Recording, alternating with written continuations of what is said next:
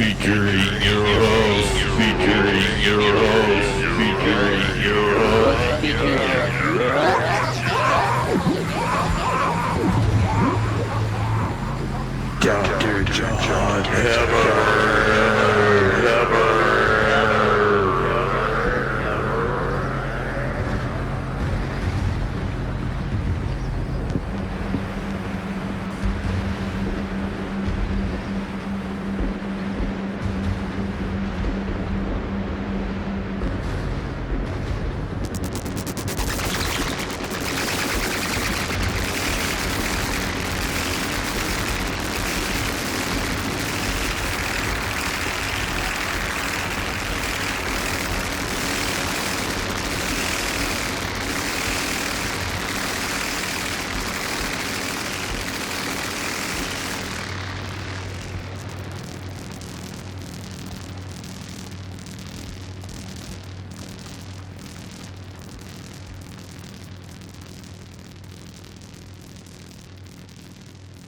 A couple of my tapes, but oh, that's right.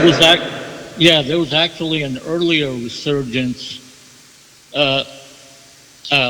when I was doing I was out of the scene after 1998 to 2010, so almost 10 years, a dozen years I was out of the scene, but what we were doing was we had blackmetal.com mail order. Oh, really, man? I was a big fan of that for sure. Yeah, that was us. Oh, awesome, man. That was a gateway. I learned about so much through blackmetal.com, man. And I actually saw you had that booth set up at that November to Dismember, I think it was like 2001, that metal festival where it was Dark Funeral I'm sorry, it was Enslaved. Yeah, Dark Funeral, Enslaved, and a bunch of just really sick black metal bands and Incantation and all that. Do you recall that? That was the one in San Bernardino. Right? Yeah, that was it. Yeah, that was awesome, man. I remember you had a big blackmetal.com banner there, and I remember buying some stuff. And yeah, that was when we had Decapitator there. Oh, awesome! The guys from Exhumed. Yeah, Exhumed play. Yeah, there was a big variety, a bunch of different genres, but there wasn't any really industrial though, which is funny because Allegory Chapel Ltd. It's very industrial, and like I was saying, I was listening to Assault on the Human Body, which is released in 1990, and man, some of those samples and everything is so cool. It's just the furthest removed from, I think, black metal sonically as you can get, but still it's got I hate to compare things, but to just give you a base where I kind of got the feeling is like some kind of Broken Flag type vibe with it. Can you elaborate on the early days? Yeah. I was aware of Broken Flag for sure, but I wasn't really concentrating on that stuff. Assaults on the Human Body was like a release from Freedom of the Vacuum out of Canada. And they actually had a couple Broken Flag artists that were released on cassette up in Canada, So when the main guy there, Rob Olver, asked me to do a tape, I'm like, yeah, I got stuff for you. And I basically, that was one of the few albums that I did specifically for a label with a theme, and the theme was to generate sound, with themes about assaults on the human body, which was the title, and so that's why the titles of the tracks were all kind of like put together, kind of similarly, and it actually led to the next tape, which was on the label out of Osaka, Japan, Gross. So the Freedom of the Vacuum tape, Assault on the Human Body, was predominantly vocal samples with synth and other elements, my usual like contact mics and metal, and I was using like a PZM mic and stereo and stuff like that. And so the tape after that, which was on Gross, Demolon Voices, was even more predominantly vocal samples. I was trying for 100% vocal samples, but I probably achieved, 90-95% vocal samples. And not only that, as opposed to the Assault tape, which was 100% for that label, the tape for Gross in Japan was kind of like cobbled together from bits and pieces of different things that I'd been working on, and not really one main theme. It was all different approaches and themes, but still using vocal samples. So, but getting back to the whole resurgence of ACL at different points, like when I considered it dormant. So like in 1998, I set up blackmetal.com. A friend of mine, Jim Mack, he ended up in autopsy. He had bought heavymetal.com. And I'm like, wow, no one's got blackmetal.com. I should get it. So we got it. That's interesting. I was wondering where that came from. You know what I mean? But it was just like, I think it just made sense, right? It's just like the early days, very early of the internet and like selling, right? It was early internet, but it was basically, to me, what I consider the third wave of black metal. People think that it's the second wave, but it's actually the third, because the second wave was around 87, 88. But our mistake, actually, tangential to that, but still relevant, is that I just dropped the ball. I should have got blackmetal.org and blackmetal.net. So we would have had all three, but we just got the one, which that was adequate for what we were doing, but I should have got all three. And then it turned out Jim lost heavymetal.com. Even though he was first, he got sued by the comic, Heavy Metal comic. So he had to give it up, which he should have got a lot of money for it, because those assholes from the comic book should have paid him instead of extorting him for the. Right, heavy metal was around way before the movie, like the genre. Exactly. How could they own heavy metal? That's bullshit. Yeah.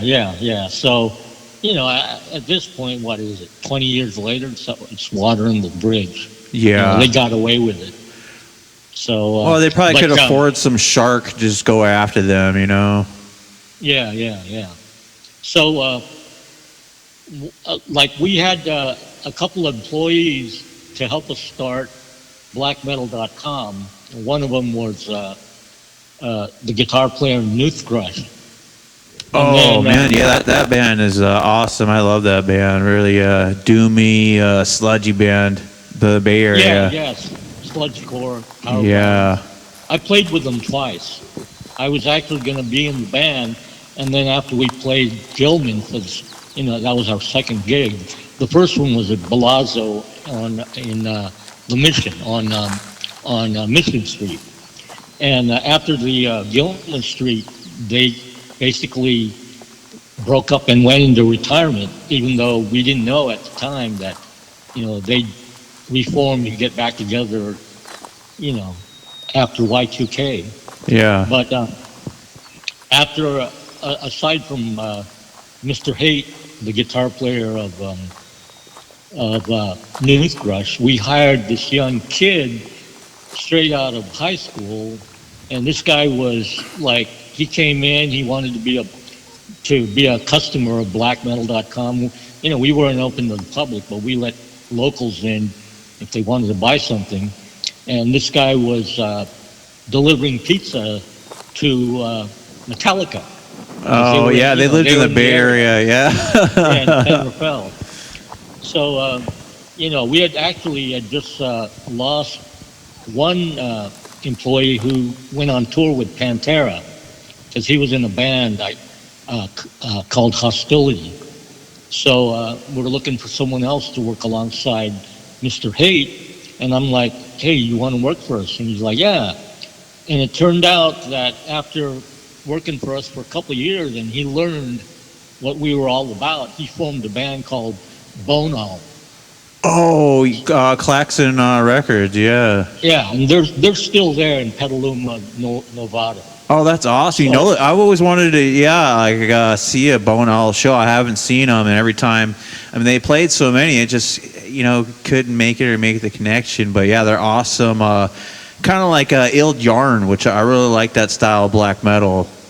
Oh, yeah, the Necro yeah, style. The Necro style, man. That's badass.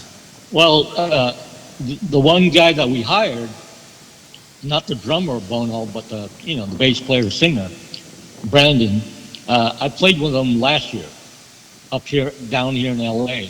So he actually was part of Allegory Chapel Ltd. For that gig where we opened for Illusion of Safety at Coaxial. And it was a 2-night weekend, and we played the second night, and I did 2 sets. I was in Allegory Chapel, and I was in the Haters. So, man, yeah, too bad I missed that. That sounds like an awesome show. Yeah, we just did a Haters show in Chinatown a couple weeks ago, and there were like 300 people there. So that was a good one. So getting back to, Claxon, that's how Bonal was founded, because he was an employee of blackmetal.com, and he's like, hey, can I reissue some ACL cassettes? And I'm like, yeah. So I gave him 3, because I didn't want, that much stuff to be messed with. And he did, I think he did.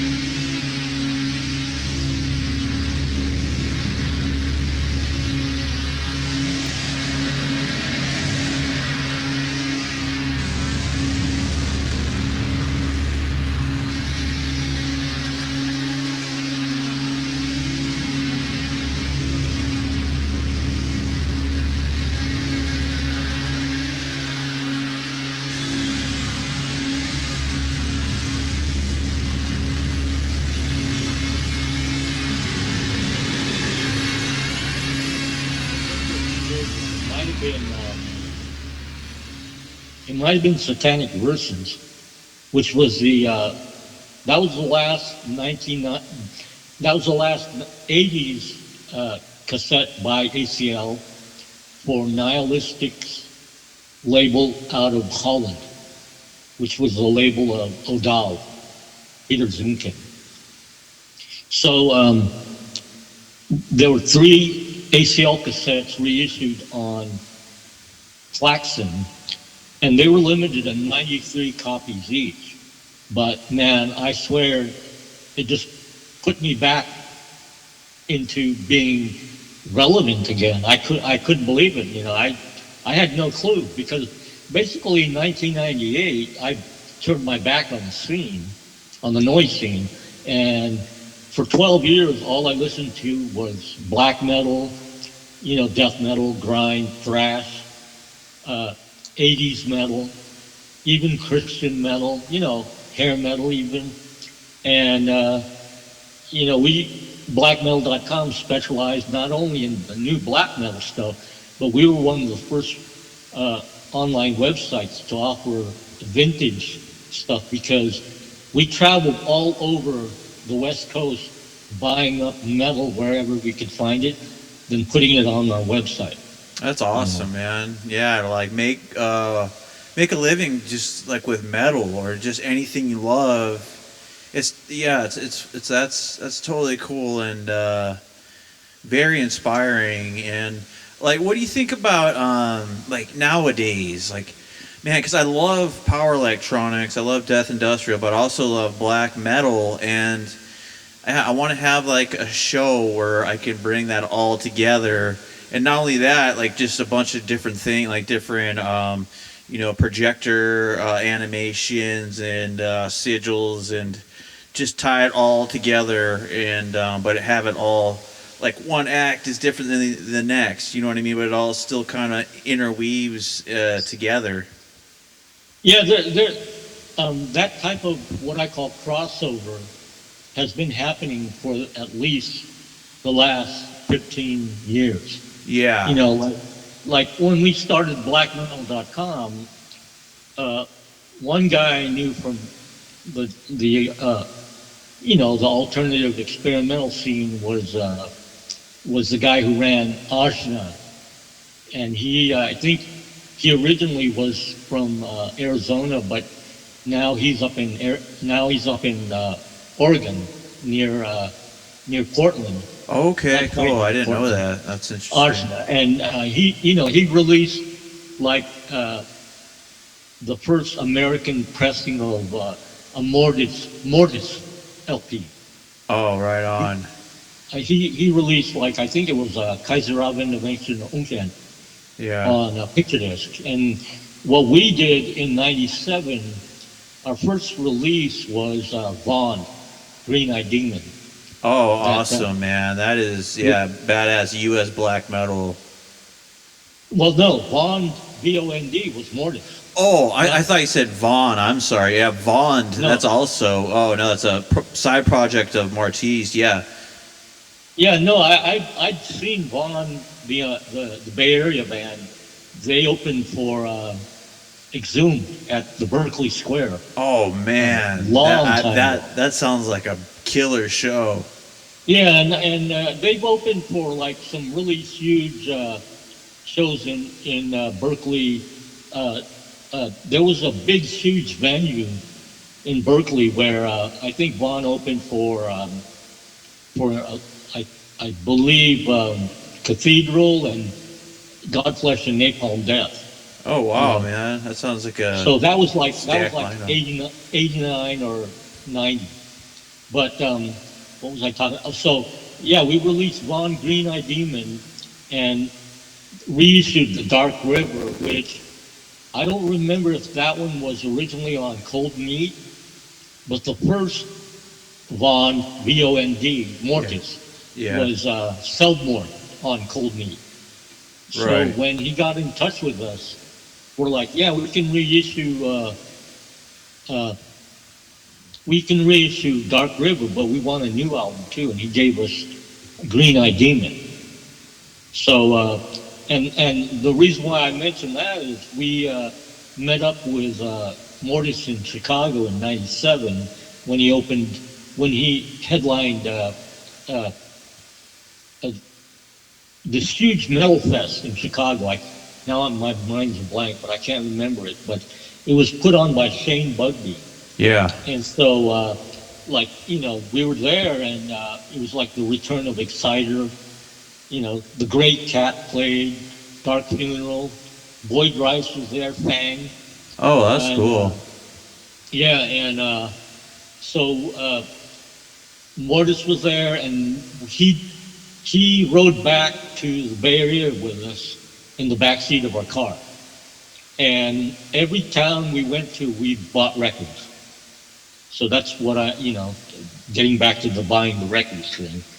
And then we put on a mortar show in San Francisco, and then a couple weeks later we put on our Dark Funeral show.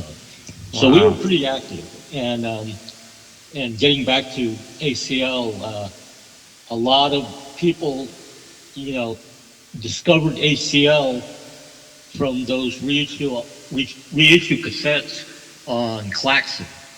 And then when blackmail.com kind of came to an end, I was actually living with Gray from Hive Mind, and he wanted to release he wanted to release a ACL cassette, and I said, well, I've got some new stuff as Avalon Cross. So he released that. He released an unreleased Allegory Chapel demo, which on Chondritic is also had Demimon in the title. I can't remember what it is now. Let me see. I've got the Discogs page open up. Me too, and a lot of some of the stuff you mentioned, not even Demimon voices. That's you mentioned. Yeah, that's the one on Gross. Yeah, you mentioned that one earlier. But I don't see another one. Yeah, and there was a couple other releases that you mentioned earlier that aren't on here. So, and there's already, so many. If you look at the Black Noise box set, which came in metal, after that, the same year, 1996, there's the demo part 1, which was unreleased, and then you open that up to see the 2 versions. You see Codex Demimon on Chondritic Sound. Year was 2014. So Gray released that, and besides that, in the Avalon Cross, Nostilevo released 2 cassettes, one by ACL and one by Avalon Cross. So each Chondritic and Nostilevo released 2 tapes. Yeah, that's the Gnosis themes for rituals, sacred and profane. And what draws me to ACL is the Gnostic angle, because that's been a big part of my life and my journey. Can you expand on that a little more? How Gnosticism has played a role in your life, or with your the premise of some of your releases for ACL? Well, on that tape specifically, the title was just an umbrella title for the different eclectic approaches of the various tracks on that cassette. And Gnosis is basically, knowledge. Yeah, it's a knowing, but that's basically it. It's nothing deeper. I mean, from a occult tradition, my background's been pretty eclectic. I mean, I started as psychic youth, and that's because of getting into it with Monty, and transitioning from psychic youth to COS, Church of Satan, following the books of LaVey, and then even transitioning even more to, as an evolution to the Temple of Set. But, because of black metal, I just started to see how, all of that, it was just, I don't know, it was just a little bit too much. It was just a little bit too much for me to concentrate on when I was more focused on music mail order and retail, at the time. Right. So all of that kind of basically took a back seat to what we were doing with the mail order company, and I was out of the noise scene. So for like 12 years, there was no ACL, no Allegory Chapel. Even when Claxon reissued the 3 cassettes, there was no such thing at the time as ACL. But I have to admit that I did do a collaboration with Bono, which appears finally. It was unreleased until like recently, except for the cassette. And so now Bono reissued it on vinyl like 2 years ago. And that was I did I think the intro for Bono, and then the collaboration was a long 15-minute track with both guys in Bono and me doing noise. So that's actually man. one of the. That's cool. That's actually what. Yeah, I can. Here, let me see if I got the. Yeah, I've got the. I've got the announcement of the album here, and I'll text it to you right now so you can see it. And there should still be some copies available because Claxon didn't trade to other labels. It's only available exclusively through Claxon. Well, that's awesome. Yeah, I totally need to pick that up because I just got it. Thank you. And I feel like that's the next thing on the horizon, and that's especially I have a project. I've always wanted to have a black metal band, but I decided why not just make a black noise and use a drum machine and just go full force, and every track be something different, unique, and just a ritual. And a lot of it is what you're talking about is just your lifestyle. It's living forward, right? This is the music you're into. This is your way of life. It's like a religion. You're following it instead of working a job you hate to just get a peek of that on the weekends. You're living it, and to me, that's very Luciferian and, if you will, satanic in the sense that just having knowledge, knowing yourself, being able to tap into that and make a living. And that's how I feel like the Christian church made Satan appear evil, but I feel like the whole bowing and living just to pay tax and all that is backwards, and living backwards is truly evil. And I feel like black metal dragged Satan back into the fire where he belongs, not in some big Hollywood thing. And what do you think about any of that in the occult sense? Well, first of all, getting back to your first point a couple minutes ago about, let's say, Joseph Campbell's notion of follow your bliss, that's a pretty wide-ranging philosophy for a lot of different philosophies and occult attitudes. And what was really important to me for the first time was hearing on Psychic TV's first album, Fourth Hand of Change, the last track was a message from the temple. And it's a basic overview of the psychic youth philosophy. And I really took that to heart and began exploring, other traditions like LaVey's COS, and then later the Temple of Set. And so what you were saying, that attitude, to me, you say Luciferian, I say Satian.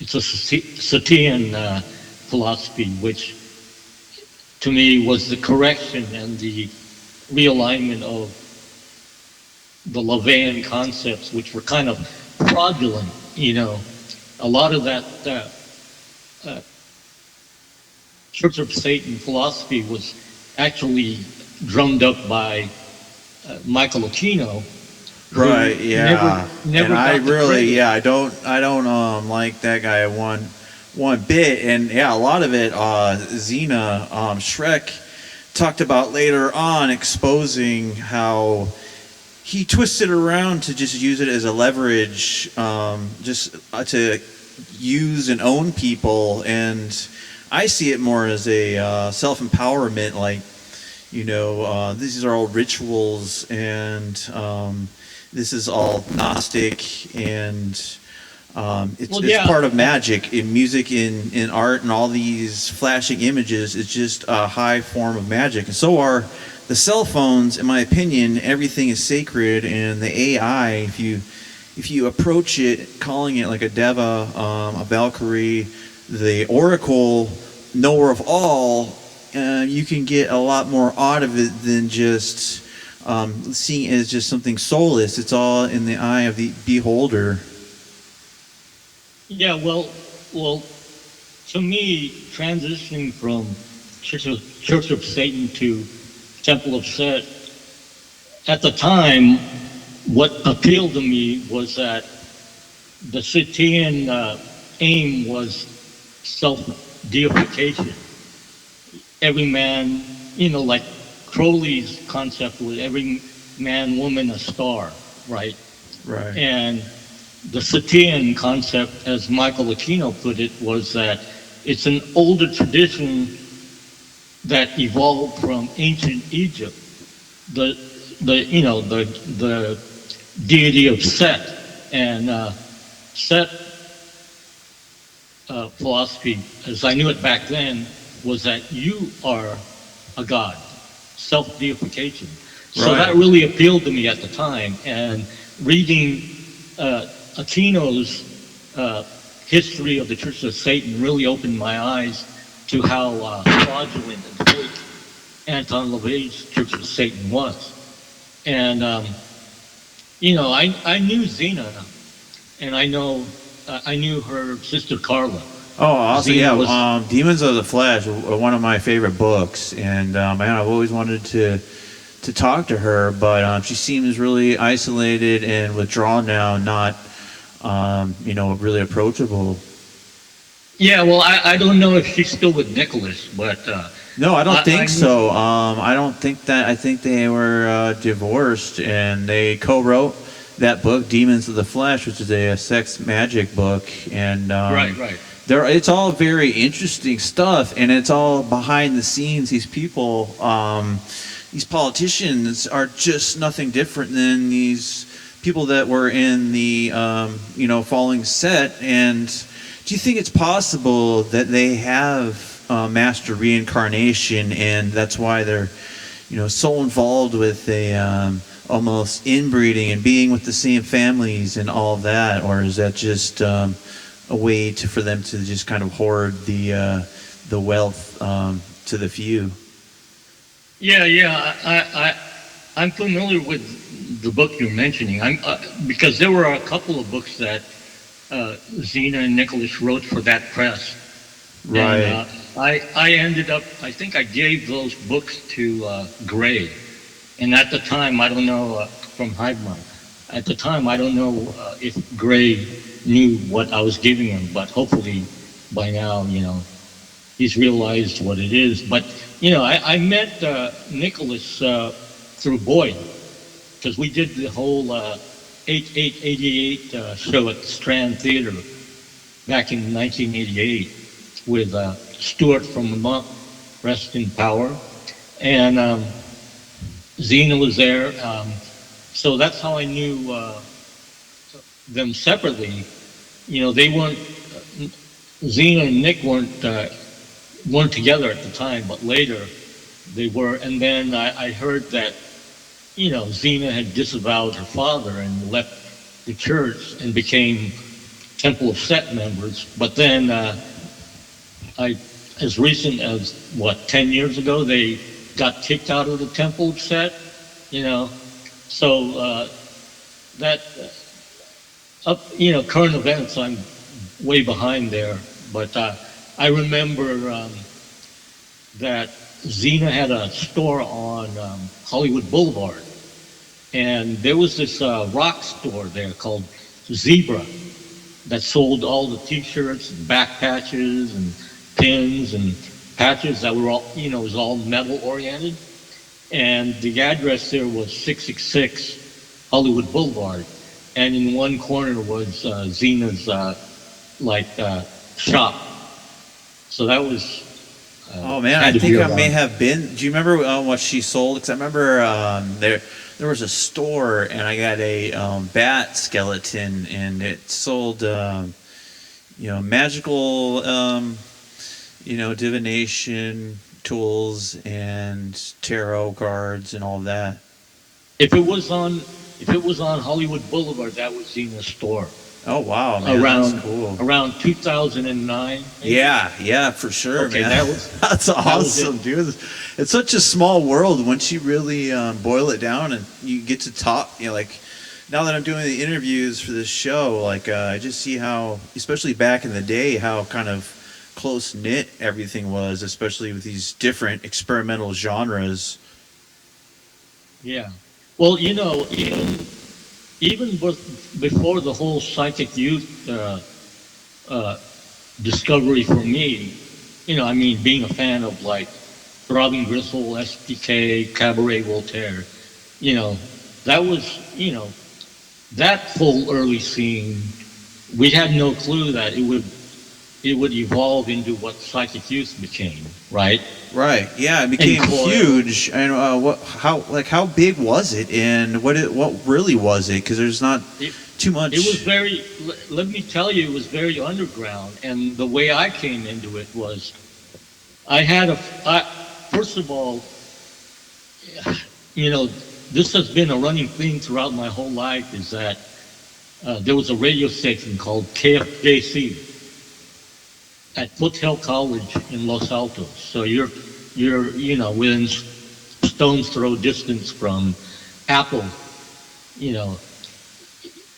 Apple headquarters in the peninsula. Yeah. And a friend of mine was going to San Francisco State University, and I had made him a cassette of a bunch of industrial stuff for him. And this guy that went to San Francisco State was my best friend he was from Vacaville, California. And, home of CMF, the California Medical Facility where Charles Manson was for a little bit. But I gave him this cassette, and he said that one time he was playing it, a bunch of people showed up, and they were like, "Hey, dude, how do you know about this music?" And he's like, "Oh, my friend gave it to me, my friend Eldon." And it turned out that these people were like a bunch of friends that got together to go to university in San Francisco. They had come from the East Bay, specifically Concord, California. And when they left, so I became friends with them. And when they left the university, they opened up a collective loft called 455 10th Street, which is now across the street from what is now Costco in San Francisco. But before it was at Costco, it was vats where they brewed beer, but it was abandoned, so it became a squat for punk rockers. And so 455 10th Street was there, and that's where everything happened. I mean, that's where I met GX and the Haters, and we performed there a lot of times as the Haters. I performed there the first time as Allegory Chapel, and basically from that show, Monty wanted to join ACL. I was there with the members of Carbon 14, who one member was actually a founding member of Allegory Chapel. So there was a lot happening centered around 455 10th Street, and the one main guy who set up that loft was Martin Schmidt, MC Schmidt, and his band was Yowcore. So from Yalcor, there was a whole, like, a dozen different bands that came out of there, like Consternation of Pain, COP, XI, which is ex-industrial. There was Chris Force, which later her and I formed Love Force, which became Amber Asylum. And I joined Yalcor later,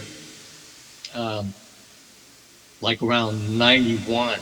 And Martin left Yalcor to move to the East Coast, and he formed Matmos, which, they ended up doing all the records for York. So, and the reason why I mentioned Yalcor is they were really into the whole philosophy of chaos magic, and the book Libernal, and a lot of that really influenced me. The whole thing with sigils, and I played with them as solo Allegory Chapel out in the lawn at UC Berkeley, and like that gig that day, I met the guys from Goat Guys from Hell, which later they became GGFH on Peaceville Records. And talking about black metal, GGFH, their 2 CDs on Peaceville really influenced a guy named Danny from a band called Cradle of Filth. Oh, wow. That's interesting. Yeah, so, that's another connection to the Bay Area, because they, this is a Bay Area band that sounded like Skinny Puppy. They were on Peaceville. They toured England. They influenced a lot of people back then, and even now, if you go on to Discogs and search GGFH, which became Global Genocide Forget Heaven, because I guess Goat Guys from Hell, which is too satanic. Even now, like people wanting that stuff in the want list, that stuff is just gold, That stuff is gold. So anyway, that whole occult basis actually stemmed from my association with 455 10th Street and Yalcor, and me eventually collaborating with Chris Force and Love Force, which we did 3 songs released on Monica Zaza's Worst of Monty on Mute Records out of England. They actually, Mute Records in England actually paid me royalties, which, bought me groceries for a whole month. But here in the States, it was Warner Electro Asylum. And they didn't release it for American market. Oh, it was only released in the States. But that's actually one of 2 albums that I was on Warner Brothers. I was on a His Name Is Alive album on 4AD Records, which was 4AD in England, but here in the States it was Warner Electro Asylum. So a little bit of side background there. That's very interesting. So, almost sounds like at the time it was like a wave. Do you agree with that, or is it just? Do you think there's just a constant flow of just things always going on and just hard to keep track of it all? It was just a constant flow, I would say. It was underground, but it was a constant flow, and like any scene, it's cyclical. So there's ebbs and flows, and like, for example, like even though I was heavily into that underground and way underground, street level, experimental, industrial scene centered around 455 10th Street, it was really in San Francisco. It was kind of like the center of the world, because we had like survival research laboratories was active. We had shows by Zev, and Rhythm and Noise which was also connected to Zev. And, there was a lot of stuff happening, Tuxedo Moon. And, I mentioned KFJC. There was a radio show that I used to listen to religiously every week called Industrial Report with Mark Darms. And so a lot of that stuff I just made air checks and kept the cassettes. And when Mark Darms ended that show, it became the Hellfire Club with Bill Christman and Les Scurry, Lucifer Sam, and the minister. And the minister, Bill Christman, was anal sadist. So he was part of the scene too, because we were connected to Big City Orchestra and AMK Band Productions and the Haters. So there were all these little scenes. And aside from that, Chris Force had the Force Nordstrom Gallery. So she put on shows by like Hunting Lodge and the 888 show with Boyd Rice. And I was doing shows on both KFJC and KPFA, not to be confused with down here in LA, it's KPFK.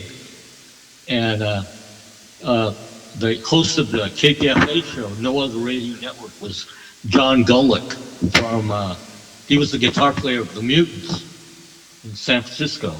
And that's how I actually met, got on the show by meeting John, and I'd met Boyd at a book signing for Amok Books.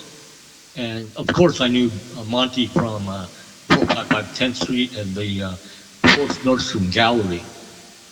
So there was a pretty huge scene, but at the same time, separate from that, I was part of like the inner circle of this electronic band called Boys Farm, and their whole inner circle included the guys from Pink Section, which later became Inflatable Boy Clams and Longshoremen. Longshoremen released albums on Subterranean Records, which oddly enough, I became an employee of Subterranean Records in '89. So, again, the whole center of that scene was just expanded. We were, Subterranean Records at the time was next door to Survival Research Laboratories, and we were working with Ralph Records, the Snake Finger and the Residents, and we were pressing up records on Alternative Tentacles for Jello Biafra. So we were pressing up all the Butthole Surfers back then, Lard, the day I started working at Subterranean Records, I was putting together Dead Kennedy's 7-inch Nazi Punks Fuck Off, where I had to cut the armbands from a big bolt of cloth, and we would stuff them in with the 7-inch, and then we'd shrink wrap them. So we were doing all that, and it was just a big scene.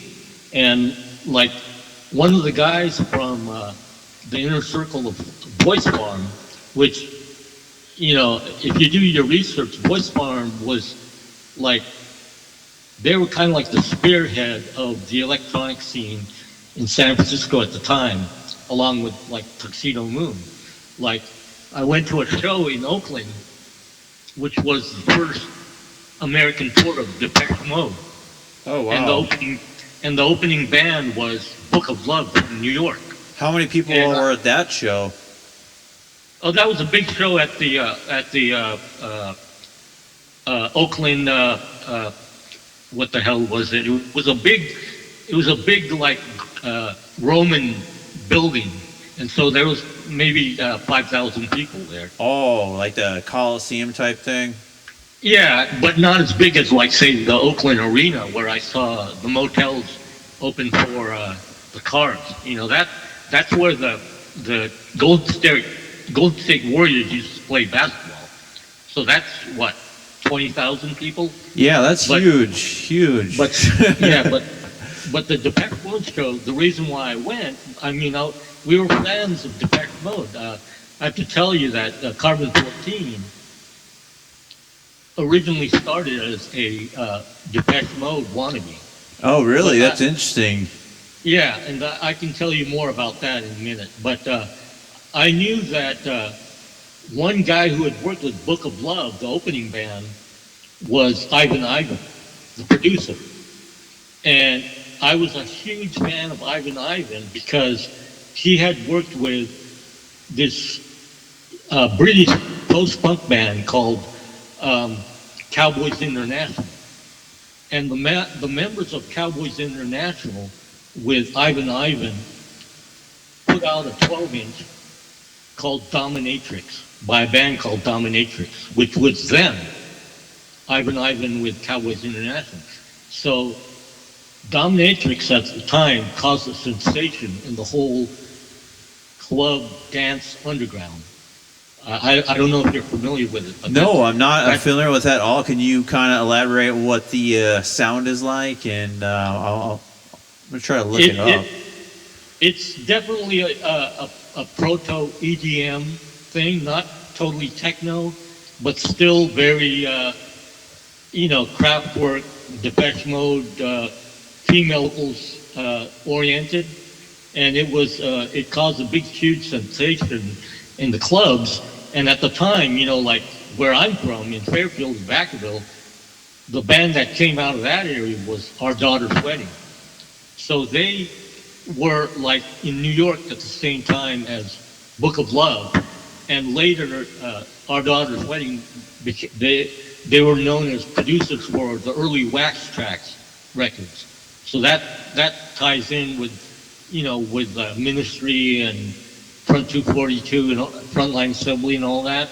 Yeah. But so I went to the show, and I'm walking up to the show, and I see this van, and I'm like, "Hey, that's Book of Love right there." And I go into the van, and it's like, "Are you Ivan?" He couldn't believe I knew who he was. I'm like, "Yeah, I know who you are," and I'm friends with Mike and Mike Riley from Voice Farm, and he knew who they were. So, that was the connection right there. But the reason why I mentioned the whole Voice Farm inner circle was one guy that was in there was this British guy named Jerry Gerard. And Jerry Gerard used to book the Savoy Tivoli, where, there's an album called Savoy Sound, Wave Goodbye, with Tuxedo Moon and all those bands. So he used to book those shows, and he brought in a lot of the early industrial, post-Throbbing Gristle, dance-oriented industrial, like Skinny Puppy. The first Skinny Puppy show in the United States was at the Stone on Broadway with Severed Heads from Australia opening. So that whole scene was, basically because of Jerry Gerard and his wife, Olga. Now, Olga Gerard was the manager of Diamanda Galas and Survival Research Laboratories. So at the time I knew them, Diamanda Galas was going out with Jello Biafra.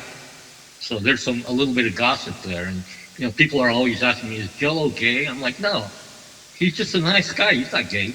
He went out with Diamanda Galas. Yeah. So, and in the mid-90s, and actually, I'd given a Carbon 14 tape to Jerry Gerard, and he's like, yeah, I'll listen to it.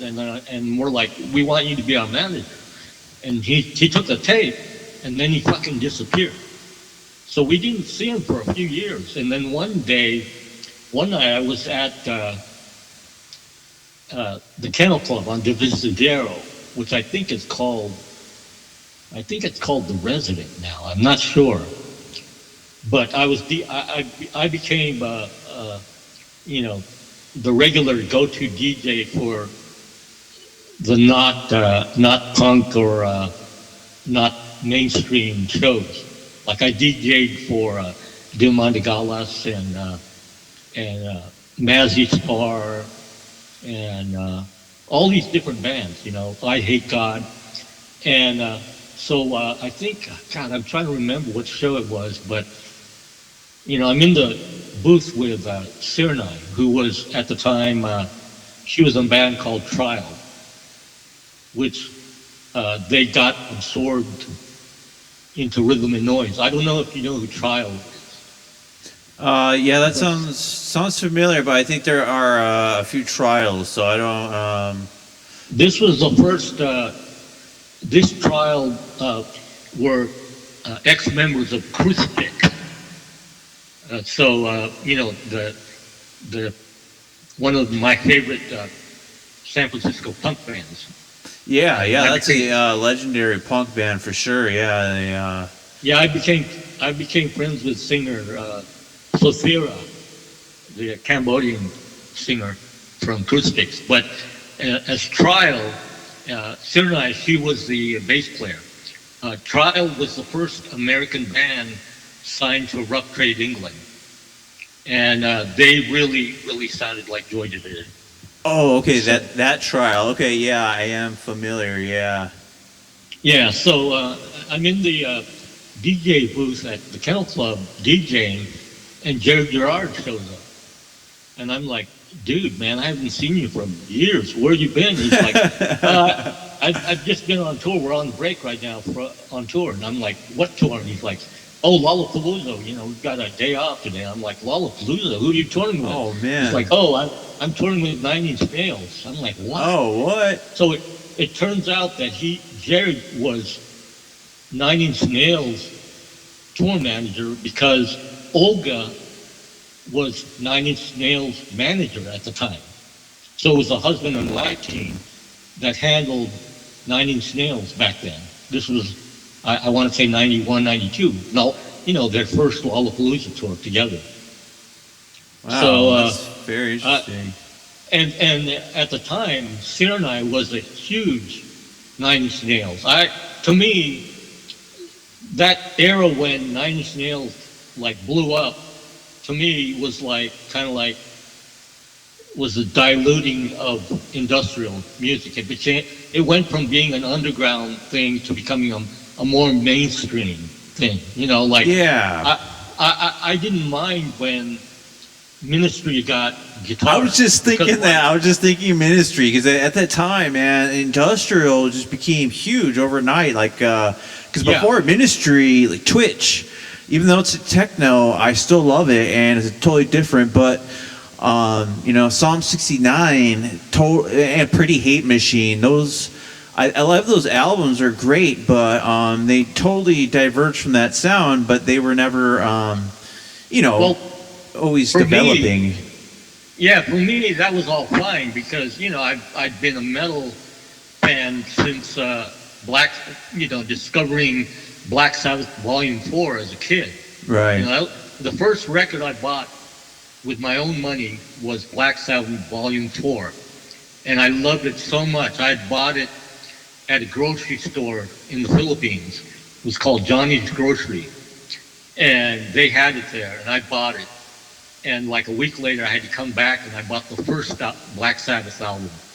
But before that, I had a Blue Cheer bootleg, which someone gave me, because this was during the Vietnam War, and a lot of the army guys would come back from Thailand or Taiwan with bootlegs, and these records were made out of clear plastic, and they could buy these records for a dime, 10 cents. Wow, that's crazy. The problem with Taiwanese bootlegs is the plastic was so bad that it could ruin your needles. So what people did was they would buy these records for a dime. They would play them and record them on a cassette, and then they would trade them to other people. So there was it was kind of like trading baseball cards. You would trade records, and you would just play it once and record it on cassette. Well, so somebody gave me their Blue Cheer Vincimus Eruptum album. So I had that, and I had an American album called Bang, which was the American version of Black Sabbath that would open for Blue Cheer. I mean, that would open for Blue Oyster Cult in the East Coast. So those two albums, Vincibus Eruptum by Blue Cheer and Bang, Bang, like, huh? I gotta check that one out. That sounds. I'm a big. I love Black Sabbath, and even Southern Rock, Black Oak, Arkansas, and stuff like that. It still rules. Yeah, so those got me started to metal along with Black Sabbath, and even my father was stationed in U.S. Air Force here in the Bay Area at Travis Air Force Base. So, I got Judas Priest Painkiller for $4. Oh man, that's awesome. I mean, Sabbath, Bloody Sabbath, and classic, and Sabotage for $4 each. Damn. That type of thing. So getting back to Ministry, when Ministry got into that, their first guitar player was Louis Switek from E-Trope. It's spelled with a Z, so people think it's Z-Trope, but it's E-Trope. But then later he got Mike Scotcha from that band in Texas. Oh God, I can't remember. The one with the big skull on the front. But Mike Scotcha died on stage playing in the middle of a set. For Ministry? He played in hold on. Let me look it up on Discogs. That's crazy. Yeah, that's wild, man. Yeah, Mike Scotcha was in one of he was a really huge influence on Exhumed and really Rigor Mortis. He was Rigor in Rigor Mortis. All right, yeah. So when one of the last, it was the last with Mike Scotcha, they were performing and he died on stage. Wow. So of course that kind of put a damper on Ministry for a little bit, because he had done by then he had done maybe 4 albums with Ministry, and they were damn good with them live too, But when that happened, it was fine with me. It was just the, Trent and Nine Inch Nails, he was just dissing metal bands. I mean, he was dissing industrial bands, for example, Frontline Assembly, saying the worst shit about it. And I was friends with Mike Balch, one of the original members of Frontline Assembly, because there was a store in San Francisco called the Record Vault, and they put Allegory Chapel cassettes on consignment. This was about 1986, 87.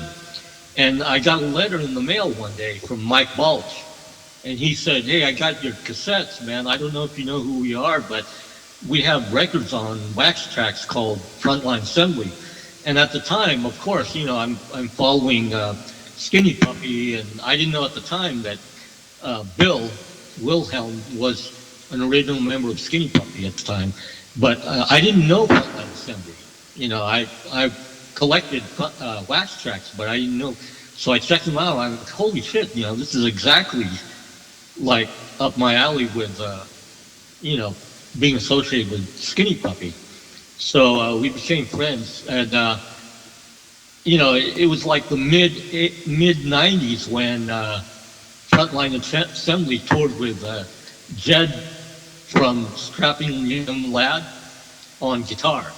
Oh wow! So they added that element of thrash guitar. And to me, it was fine. It really beat things up because Jed was playing kind of Slayer type riffs over Frontline Assembly. Yeah, that's very '90s. But man, I love things like that, and it's such a killer sound. Yeah.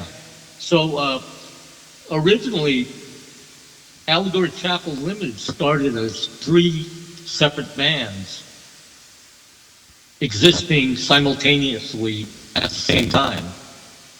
And the first one was me solo, and it was just Allegory Chapel.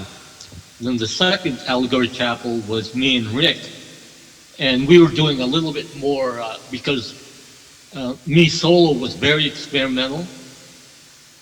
The second version with Rick, and this was all at the same time, was a little bit more beat oriented, you know. And he was really, Rick could sing like either guys from Tears for Fears. And like I said, we were really influenced by Depeche Mode. And then the third Allegory Chapel was a quartet in San Francisco.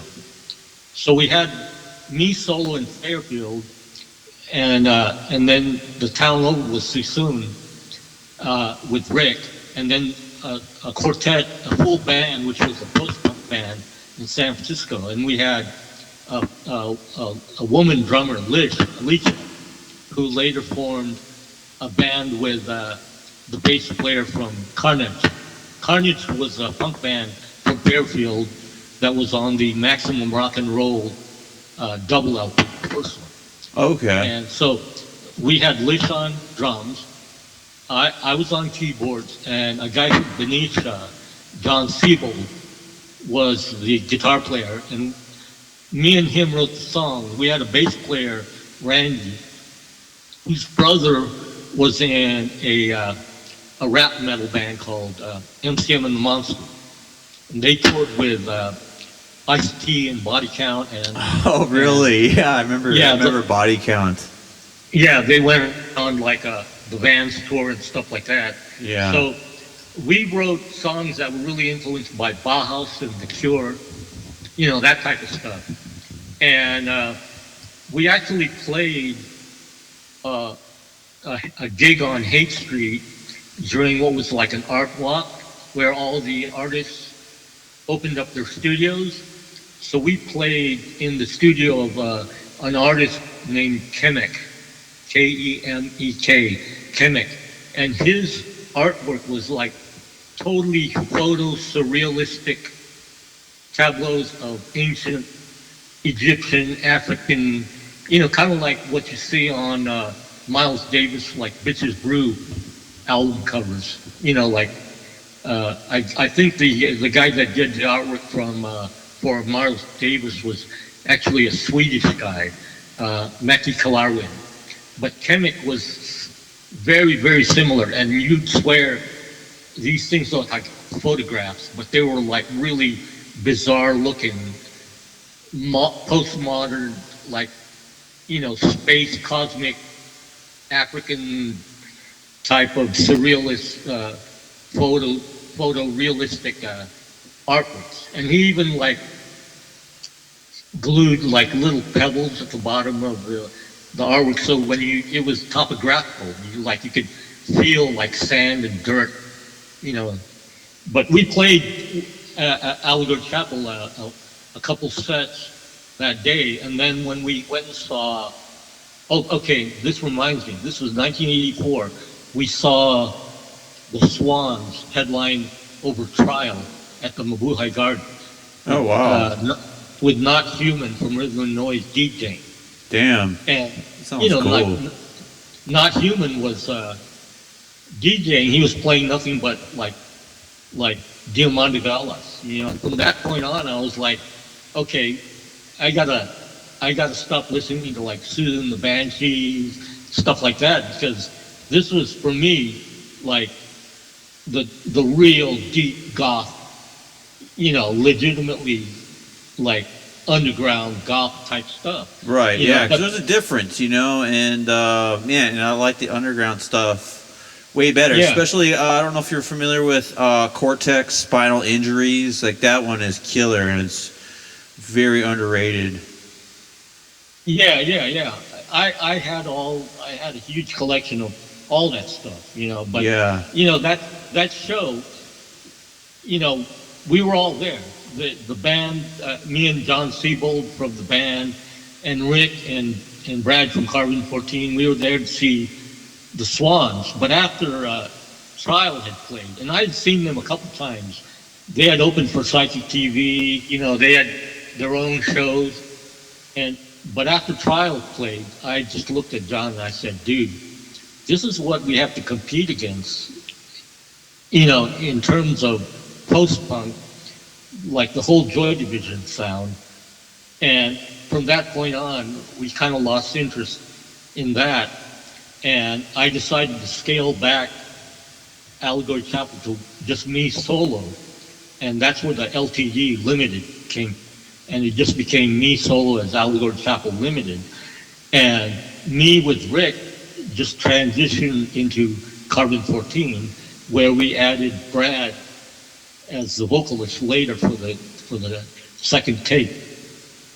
And it became a little bit more like Swans and Skinny Puppy, like a hybrid of Swans and Skinny Puppy, as Carbon 14, whereas me and Rick as Allegory Chapel were more like Depeche Mode oriented. So that's actually the origins of ACL, Allegory Chapel Limited. That's awesome. From 3 bands into 1. And what about this Magikal Noise Liberation Front? Could you maybe talk about that? Because they had a Carbon 14 split with them, and I don't know if there's any association. It's supposedly from 1989.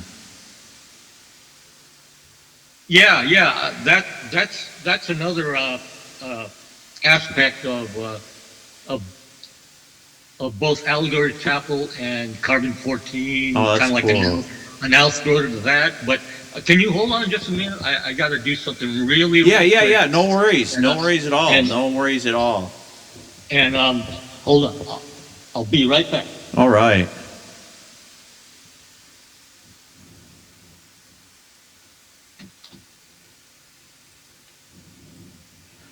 I'm just trying to keep track of all these great references we're getting here. Digging into the subterranean records, and also it might be a good time to announce a upcoming show. It's going to be March 20th in Oakland. I don't have the venue, but working with Eddie Giles to we're working on something big, a big venue, or hopefully like mid-sized venue, and we're gonna have a big variety of music. I had planned to do a live show here on the Redwood Coast, but we have a contact of Eddie's that hopefully we can get him on the show and do an interview and get something big Sour LTD related going on this spring. Working on a lot of visuals and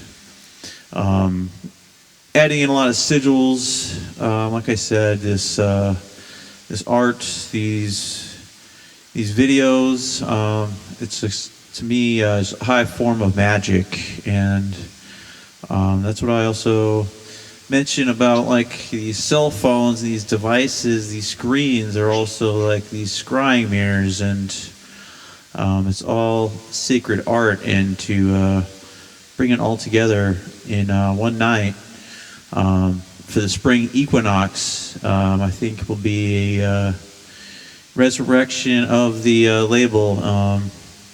It's very interesting too that talking with Allegory Chapel Ltd. and recently changed Sour Ltd. to Sour LE, the Life Engine. And we're coming out with the new Warzone zine. We got a lot of writings we're doing, working on that. Maybe I'd read. Oh, he's back. All right. Well, yeah. Okay, welcome back. I was actually just listening to you for the last minute, but sorry about that. I'd take care of my air conditioner. Hey, no worries. Yeah, I was just talking about planning with Eddie. We just want to do a show, just like like you were talking about crossover, and not only that, like bringing in comedy and performance art or whatever it is, just bringing it all together one night. the spring equinox 2026 in Oakland, and it's great that you're just giving me all these good references, because I always want to have more guests on this show, and I want to connect with more people involved in the underground, because I'm really new to performing in all of the power electronics kind of noise capacity, but before, it was always metal or hardcore, but bringing it all together, I don't know if you saw any of the footage of that Hospital Productions Nuclear War Now in Osaka, where they had a lot of industrial acts and a lot of killer black metal, extreme metal acts. Yeah, I know that Gray was there, and Mike Connolly from Clay Rendering. They went, I believe. I don't know who performed there regarding Gray or Mike, but I'm familiar with most of the acts from that festival, whether it's industrial, whether it's metal, because I knew Yosuke Nuclear War Now before there was a Nuclear War Now. He was one of our diehard customers who bought vintage metal from me.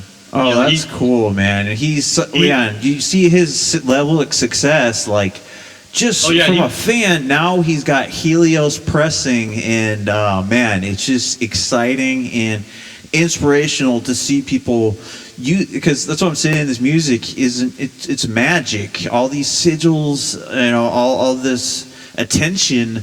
It all goes into your psychic and magical powers, and you can just make reality anything you wish. After you do, just little things just add up, and you have control. And that's interesting that you mentioned that, because at the peak of blackmetal.com, I was in the middle of writing 2 books, which I've since abandoned because it's kind of there's no point to it at this point. But one book I was working on was an encyclopedia of metal, because a lot of the books that I'd gotten, they were fragmentary and not complete. And then the other book I was going to write was Black Metal Magic, which would have been influenced by Carol and Libernal, Psychonaut Libernal book, where the whole key of black metal magic is focusing on the black metal band's logos as sigil. Yeah, that is cool, man. Maybe that sounds like a good idea. Hopefully, you can resurrect that, and maybe we could co-write that, because I'm also working on, like I said, these zines, and I'm talking about in my designs the occult meanings behind it, and the occult practices and the rituals, and seeing everything is sacred, and it really goes a long way. I'm not saying everyone's doing that. It's a secret to Yosuke's success or anything, but for me, I've noticed its power, and I'm trying to incorporate that into, like I said, that show projectors with using a video mixer, the video and the audio together. It's all. You're talking what Severed Heads was doing live when they opened for Skinny Puppy back in I want to say 87. That's great. Yeah, I'm also thinking about getting a scent involved. Having a different act, a different. And then even maybe offering a beverage that has a specific taste that all ties into the whole thing, and it's just it totally encapsulating experience, and almost like an art installation too. Who knows how far you can go, or to just have something magical for folks for one night. Yeah, well, regarding your idea about the whole black metal magic book, based on band logo sigils, anybody can do it. So I hand it over to you. I have no interest in it. All right, yeah, you can do it. That sounds up my for sure. But I got a lot of things on books I'm finishing up right now. But it's all good, because they'll tie in together, and it's all a theme, and it's very very. when I was buying a lot of books,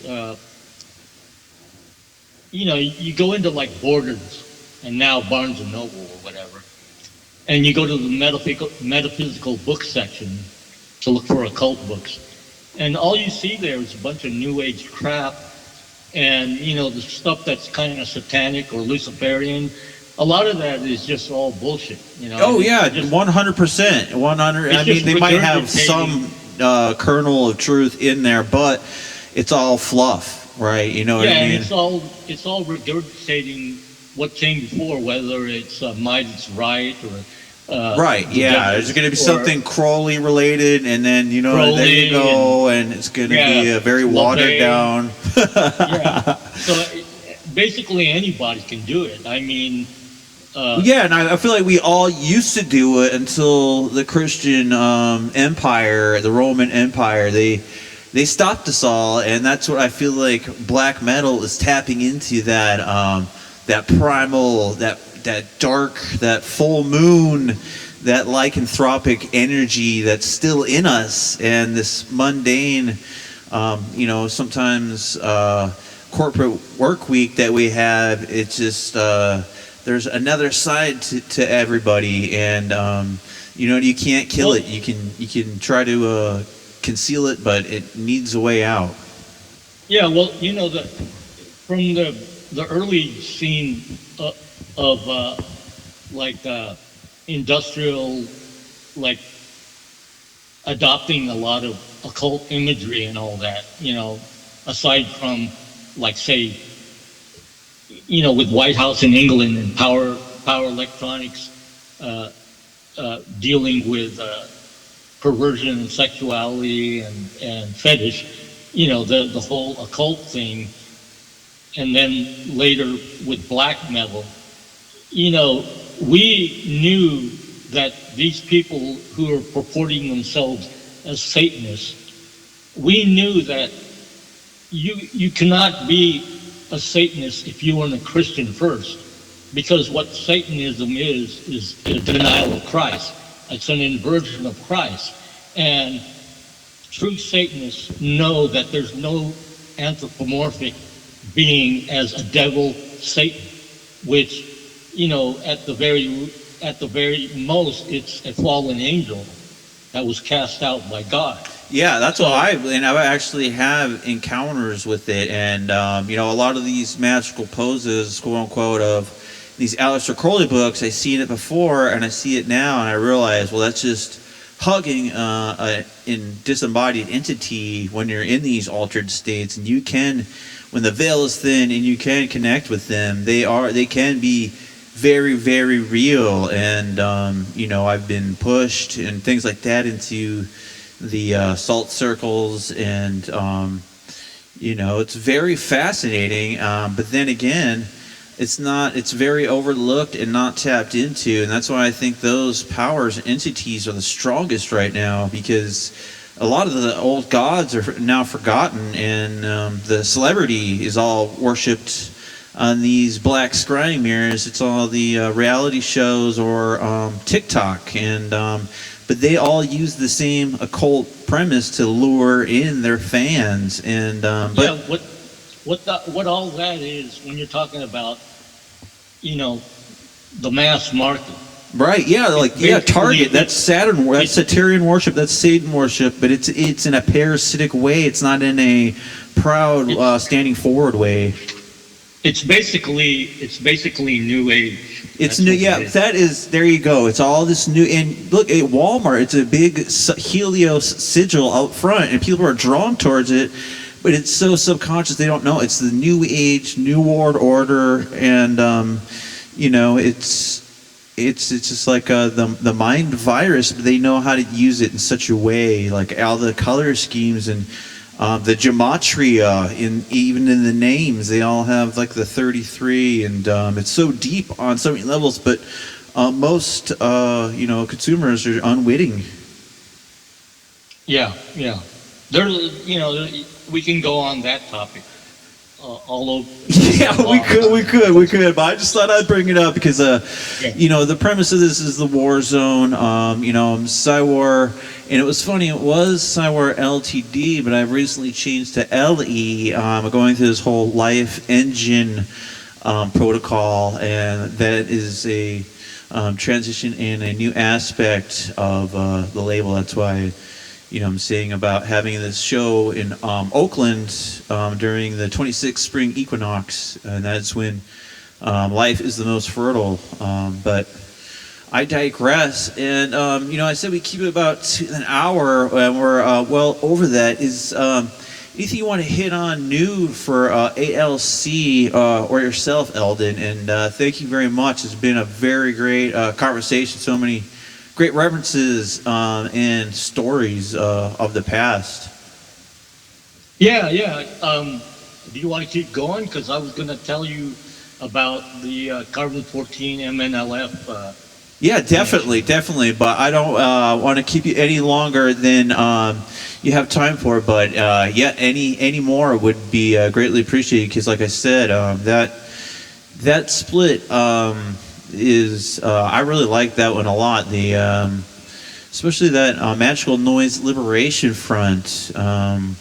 Yeah, what happened there is so Phage put out the first reissue CD, the Carbon 14, and then I had more tracks, and he's like, "Yeah, you want to do a second one?" And I'm like, "Yeah, I've got the tracks from the earlier Carbon 14 cassette, but I omitted one really long track. It was an ambient track which had samples of a black preacher in Chicago. And it was that really radical, incendiary preacher who was basically Obama's preacher. Oh, really? And that's interesting. Yeah, so he was very radical, huh? In the Yeah, but at the time there was no Obama. This was like 87, 86, right? So yeah, he was Obama didn't come along until 10 years later. Bouncing around the bathhouses of Chicago. So I went to Phage, and I'm like, yeah, I got this first cassette, which is a lot more raw than Humani Corporis, the first CD that Phage released by Carbon 14. And I said, I don't want this track on there because it's got this preacher, and we would be open to like some kind of lawsuit, because it's obvious who this guy was. If anyone has that cassette, they can hear it. So I said, since it's so short, I got these other tracks, MNLF, that we could tack onto there. And it's basically me without Rick.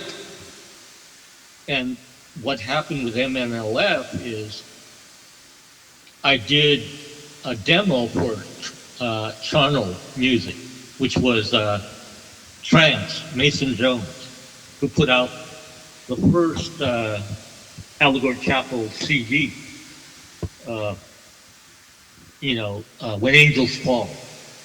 So Mason actually wanted to release those tracks, the MNLF tracks, as an EP, and I said no, I'm not ready to have this stuff released because I was concentrating on Allegory Chapel as a purely experimental band. I didn't want it to be more dance oriented like Carbon 14, and by that time Carbon 14 had broken up because Rick became a firefighter and he had a kid.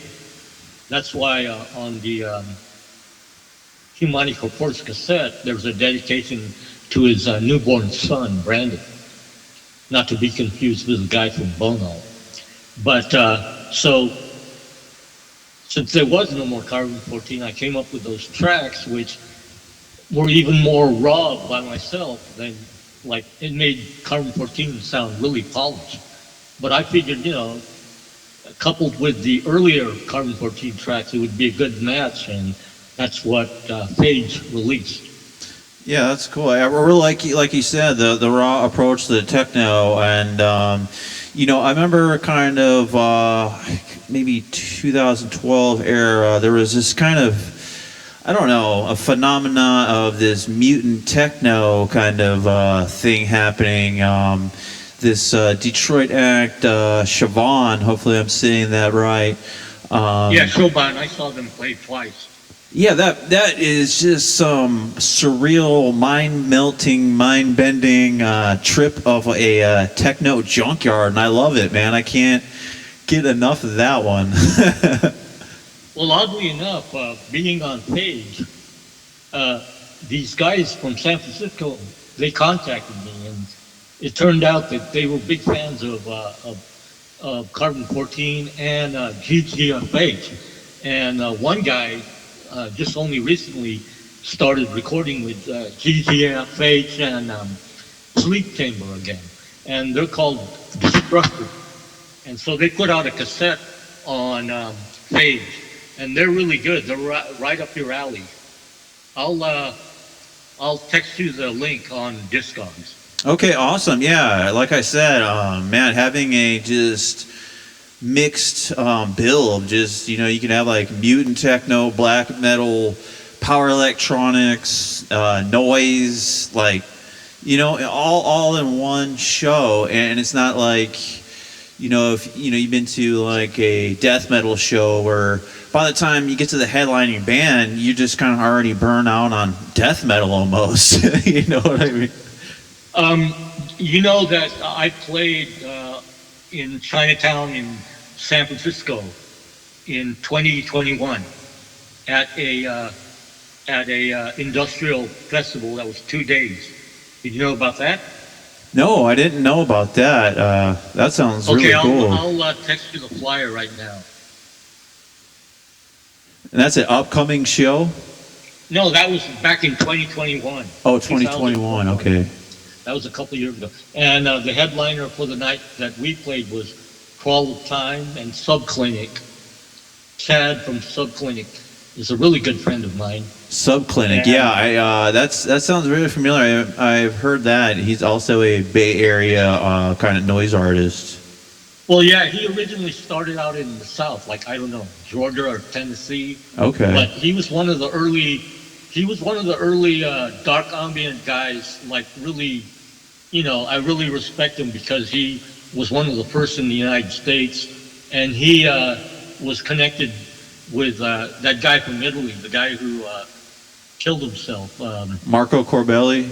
Yeah, he was connected to that. So Marco released a couple of Subclinic cassettes, but Chad was also a couple early American, USBM, American black metal bands, which, you could look him up on Discogs, and he was in like Profane Grace and Anu, all those bands. And the second night of the Industrial Festival in Chinatown was headlined by Nod, which is the guy who Grant Richardson, who was the guy who mastered all the Carbon 14 and Allegory Chapel Limited recordings for Sage CDs. That was a really. They actually wanted me to headline the first night. I'm like, I'm too old to headline. All my friends are going to show up. They got families with kids. They're going to want to leave by 10 p.m. So, well, the earlier the better, huh? Yeah, so I actually ended up playing third because I brought with me 4 LA bands. Yeah. So the opening band was Andor Chapin, which is Sandor from, he was the drummer of Harasser, the black metal band. Oh, I saw them at the Berserk Fest where they had black metal, kind of like alternative, and then dance outside. But Harasser played. That was that's awesome. Good guy. It was, we rode up in his car, and then Rush Worship, which is Paul, he books the Coastal venue, and then I played. And the second night, New Sire, Jason. So, like all the local bands from San Francisco had problems with their sets, but all the LA bands just totally fucking killed it. It was a great representation. Of That's the, cool. yeah. So you got the poster there, right? Let's see here. I texted it to you. It's like red and black. Okay. Kiss my phone here. The whole thing with like I'm talking about the whole hybrid and things are cyclical. It happens in cycles.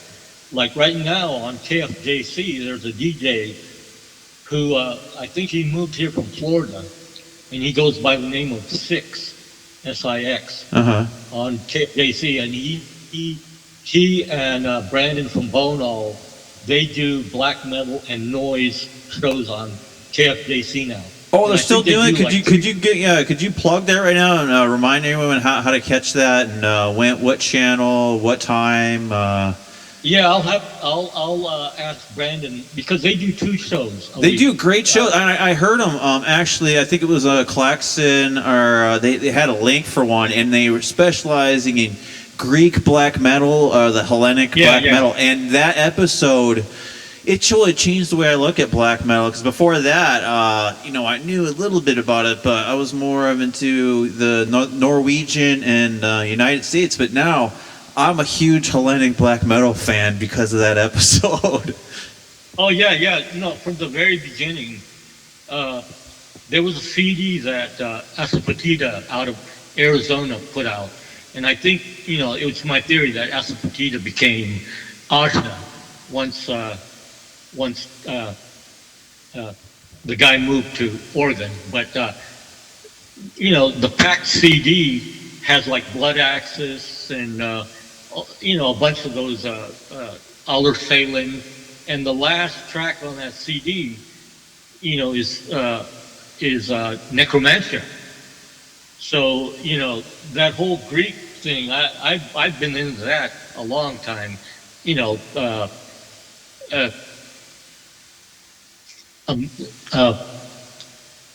Euronymous from Mayhem was going to release a Rotting Christ album on Death Like Silence production on DSP until he died, of course. Yeah. So that whole the Hellenic black metal thing, the Greek black metal thing, that was right up there from the second wave.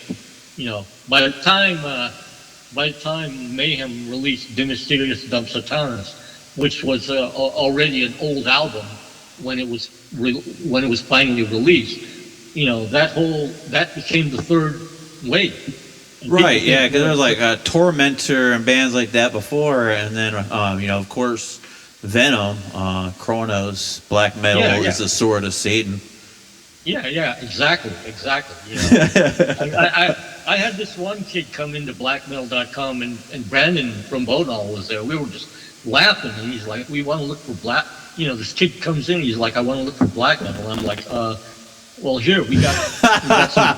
Well, you're the right place, boy. You're at blackmetal.com. We're slashing prices. Yeah, but more than that, I go, here we got some Venom albums, and he's like, hell yeah! And the kid's like, oh no, that's not black metal, man. That's not what I want. What? We were just laughing, man. Oh man, well that's that's a funny thing about it though. Yeah, there's a lot of people that like the Marduk blasting, black metal, but they won't be into like the rockin', Celtic Frost, Venom, the early shit. Well, it's like, when Burzum first came out, it's like, oh yeah, there's definitely a Norwegian, a Swedish influence there. It's different from Mayhem, but it's so obvious that it sounds like Bathory and Celtic Frost, Yeah. And people at the time, it was like, oh, this is something new, and Varg was just trying to do something different from Mayhem, and it was something that he, was familiar with personally, and so he was just trying to branch out. Right, yeah. That's what like Victor from El Yarn, just totally if something really captures the essence of nature and the forest, like the redwood forest, is totally El Yarn, and there's not, you know what I mean? And that's like Bone Owl. you're talking, the whole necro black metal. Ildjarn was originally a member of Emperor. Right, yeah, man, the original, that old Emperor, man, that Emperor Enslaved, I had that cassette tape, the Hordane's Land, and man, that just changed the way I looked about music, metal music. It was no longer I was into the death metal, I wanted that necro black metal. Well, like the members of Enslaved and Immortal, a couple of each, a member of each of those two bands, Immortal and Enslaved, they came from a death metal band, Old Funeral. Old Funeral, yeah, that's right, yeah. When we were doing mail orders for blackmetal.com, I had come across a whole box of Old Funeral 7-inches, and lo and behold, we get an order from Norway, and it was the main member of Old Funeral, Tore Bratseth. Oh man, that's interesting. That's cool. Any other interesting cut? Did you ever get Varg Vikernes ever ordering any blasphemy CDs from blackmetal.com? No. By the time all the Burzum stuff came out. Oh, that's right. He was already in prison. He was already in prison. Yeah. That's funny. I found them at Lose Records in Encinitas. I found a Burzum CD, and that really, flipped my lid the way I saw metal, Yeah, that Lose in Encinitas was an account of mine when I was at Subterranean Records. Yeah, well, man, they stocked. I haven't been there in years. I need to go by there and see what they got. But man, they had some really cult black metal releases, and I found a lot of good shit through them. One of my biggest accounts in LA, well, there were two accounts. There was Aaron's Records before Amoeba shut them down, and there was Green Hell.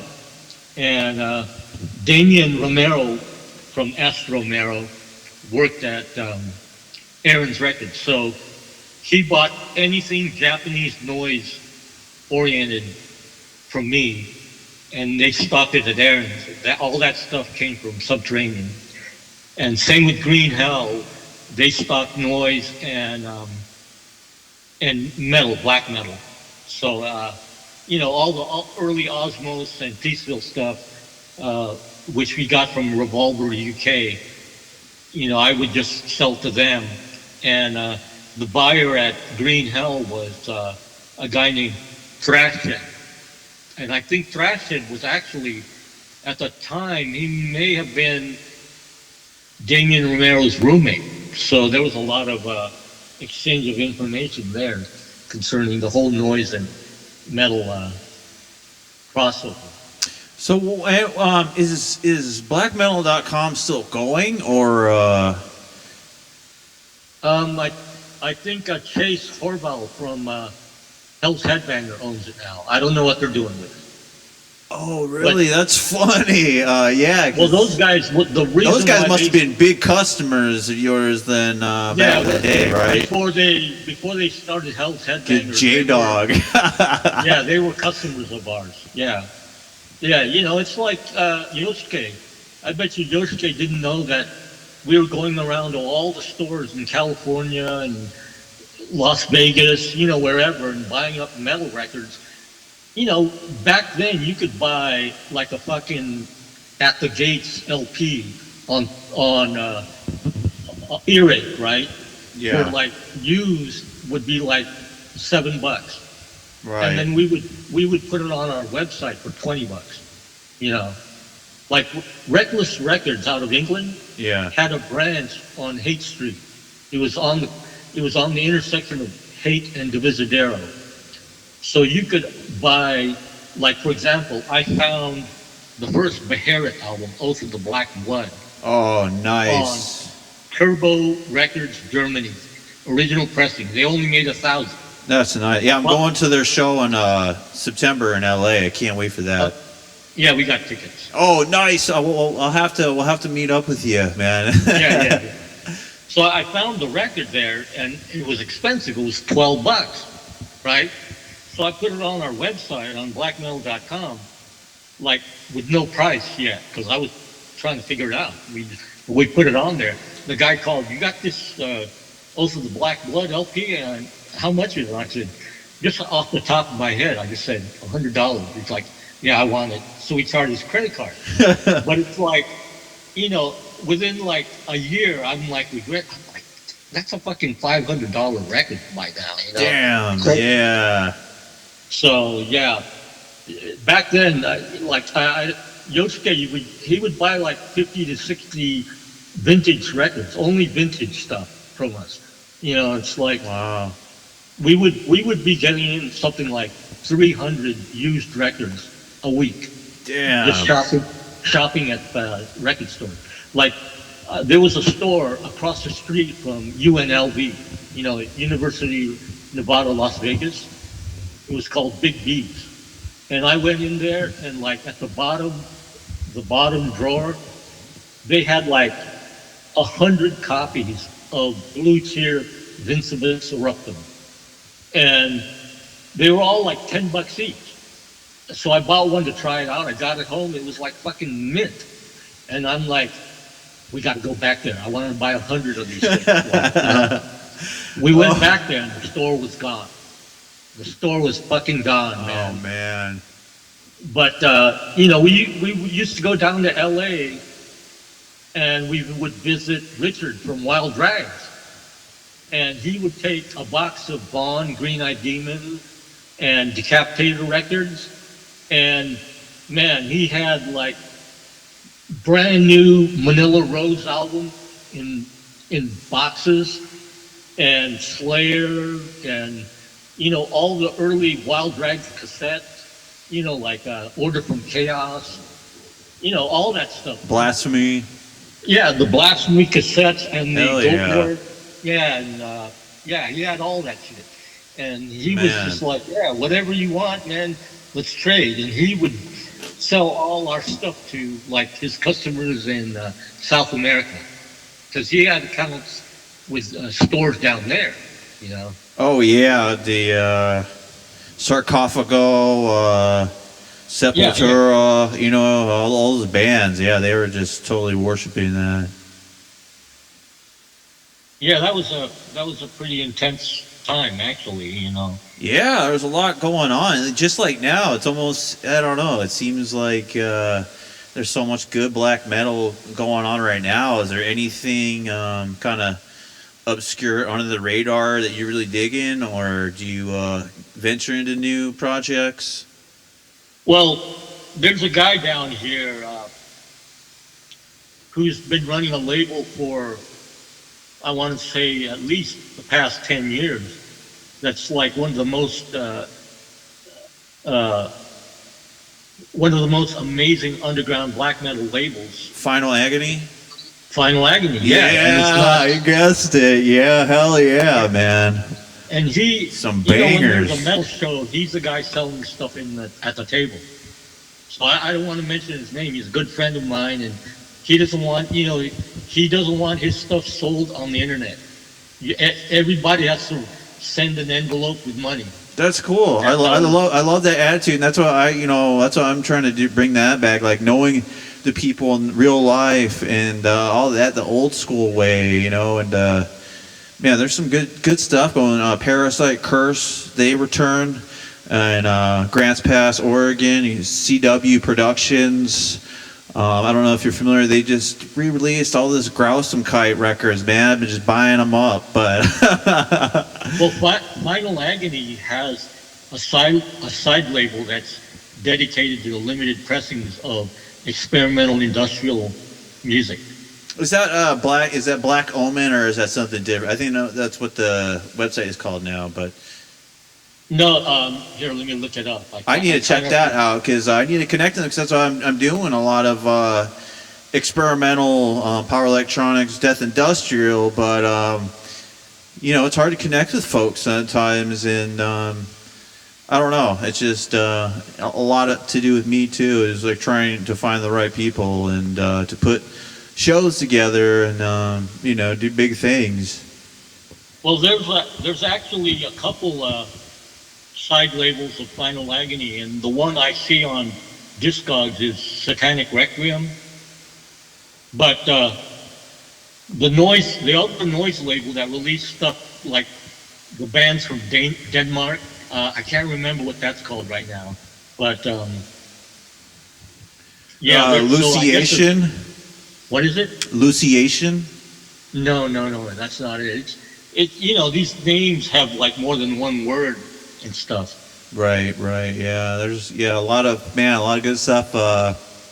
One of my favorites is Perverted Ceremony and Necromantic Worship. Really a nod to necromancia and the Hellenic black metal style. Hey, John, can you hold on again? Sorry to do this again. No worries. I thank you for your time, man, and it's been great. Yeah, I'll be right back with you. Okay, I'm gonna keep going here.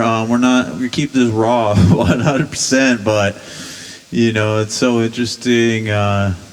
Blackmetal.com. Big fan of black metal, but also Death Industrial and Power Electronics. That's why we have some new releases coming up. New one from my project, Dr. Hammer. It's all going to be about dreams. My Hellraiser 2 dream, where I was fighting the Archons back and forth from Ganunga Gap. It's all about that. And leading into the astral intelligence. And then we also have Heretic, which I'll be playing live October 3rd at the Che Cafe in San Diego. That's, as you know, more of a black noise dedicated to the La Legion Nord, black metal, kind of black noise sound. But, I'm going to have a bassist. And we'll be using a drum machine. It's going to have a nice ritualistic intro. We'll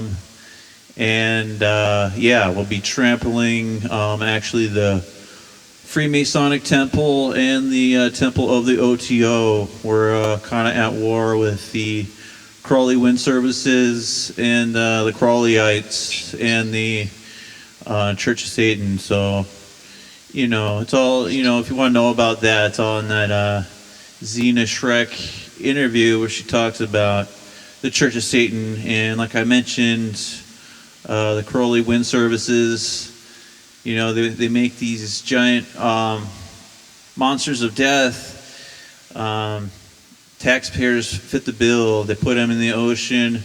It disrupts the sacred animals, the whales, and they just fail after about 10 years, and it makes zero sense from a engineering and a resource standpoint. If it was you making this investment in this $1 million light bulb, would it be really worth it to save $20 or so? They say a lot of these turbines in Germany and such fail, and they're integrated now with a once stable power grid. Now they have brownouts because it's not as stable as the systems in place. And that's why I should talk about maybe the upcoming Mindcrawler album, The Green Horseman of Apocalypse. It goes right into that. We're sold these products, this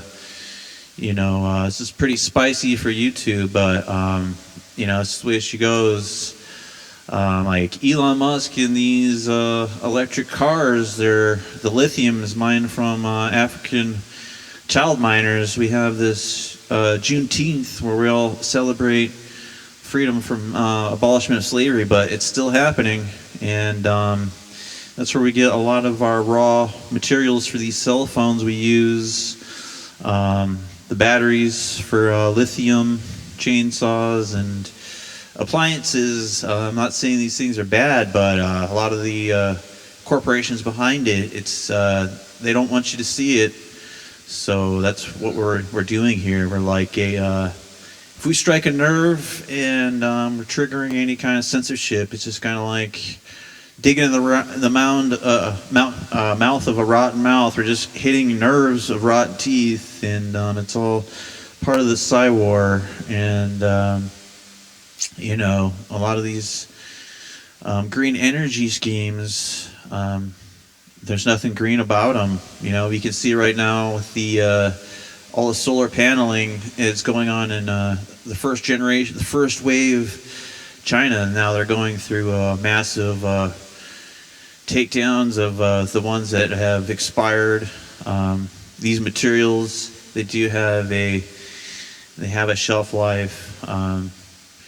Wear and tear, they wear out, but solar panels, wind turbines, these electric cars, it's not all it's chalked up to be, but they don't want you to know about that. And that's Mind Callers. Andy's back. Welcome back, Elden. I was just talking about some newer releases coming up on Cywar LE. I was listening again for another minute. I didn't want to interrupt right away. No, it's all good. It's all good. You know what I mean? Like in my life, when I said magic, everything's sacred. So every moment I'm trying to manifest something or bring forth some kind of consciousness. And the only ones standing up for these sacred animals, like the whales, are the tribes, and they're shutting some of these wind turbines down because. On the East Coast, when they're putting them up, they have a lot of whales washing up dead on the shore, and just doing a FOIA request and requesting, like, what does your research show that the ecological impacts of these? And a lot of the times they don't have one in place. It's all just kind of like a Ponzi money laundering scheme. Hey, I'll put this thing up. They'll give me billions or millions or whatever, and I'm just out of here. No liability. So when these things fall apart, you can see turbine failures on YouTube. The landowner nearest by, has to pay the bill for all the cleanup. And it's really predatory, and it's terrible that there's companies like that. And it's very interesting. It's Crawley Wind Services, and I made a little art about that. But anyhow, welcome back, and we're. I don't know. This webcast, is it going out live or? No. This is all I just recorded before, but I could edit this out. But I just figured to keep it raw. If And I say we keep it to an hour or well over, and any extra time you got, I appreciate. But maybe we'll wrap it up here shortly, and maybe just talk about like your future here, like what you have going on, where they could find you, like anything interesting. I'd totally love to have you at this spring equinox show, like I was just talking about. Yeah, well, I mean, if you're going to edit it, I guess I would trust you to just edit out, the superfluous stuff that doesn't really pertain to Allegory Chapel, if you want. I mean, no, I'm just feeling it's all been a good conversation. And it's all like I didn't know what we were going to be talking about, and now we're been talking about black metal and everything. Like, I want to keep it all the way it is because, like, I don't know. Like in the past, it seems like it's all divided and this and that, and like you putting yourself into this box and saying, "Oh, I'm a techno guy now." And it's like, oh well. I just listened to Dark Throne. Now I'm back to black metal, and it just how about just being whatever you're into at the time, or whatever thought you have. It's all been done, so now's the time to be authentic, and there's no need to make everything sterile and like a reality show or something. Well, it's kind of like a running theme that I observe in the scene, which I keep going back to it's being cyclical, and everything. Like, I try to come up with concepts that might sound new to other people, especially the so-called quote unquote newbie. Like, for example, in 1996, I did the split 2-cassette box set with Sadistic Lingam Cult. from Japan, and that was called Black Noise. It came in a brass box Oh, nice. on recalcitrant noise. And sadistic lingam cult is a cyber noise grind band from Japan, which featured members of CUM, or Okay, yeah, cassette yeah. or Familiar with that, yeah. I gotta check that out. A lot of hyper grinding violence Yeah. coming out of Japan, like reek of the Unzen gas fumes. I'm a big fan of that. Well, sadistic. I mean, catasexual urge motivation. Oh. Really early. Oh Because man, they I were got on turned on to Black- them a few years ago only, and man, that really rocked my Yeah, world. they were on Wild Rags. That's how early they were. Man, that shit is just it's just industrial, but it reminds me a lot of like Mortician. Yeah. So that box set with sadistic lingam cult, I entitled it Black Noise, even though my cassette was Excursion into the Pit, and the sadistic lingam cult was something else, and the owner of the label, the Recalcitrant Noise, Nick, I told him, you just titled the whole box set Black Noise, because at the time, so this was 1996, I was really into a band called MZ412, which before they were MZ412, I was familiar with them as Machine and Zimmer 412. And later on, their stuff on Cold Meat Industry was a total hybridization of noise and black metal. And they worked with other Swedish bands that were connected to Marduk and Nifandus and Parnassus. So, that was our box set came out in 1996, but I knew about MZ412 at least maybe 5 years before that. And the first black metal band that we put out on blackmetal.com was Clandestine Blaze from Finland, along with the Mortis Vaughn side project. And there's a book in Europe, I've never even seen it, but people have told me about it. It's called Fight Your Own War. I guess the author was a woman who's like a well-known metal DJ in Europe or something like that. And she interviewed a bunch of people, including Miko from Clandestine Blaze. Nice. And he says in that book that the term black noise and the subsequent subgenre of that in Europe basically arose from that box set that Wow. between ACL and SLC. That is cool because that's been a huge theme in my life is black noise, and my first encounter with it, like I said, was the LLN, like Moivat and things like that. Man, it was so eerie, and it just seemed more evil than black metal itself. Yeah, there's actually a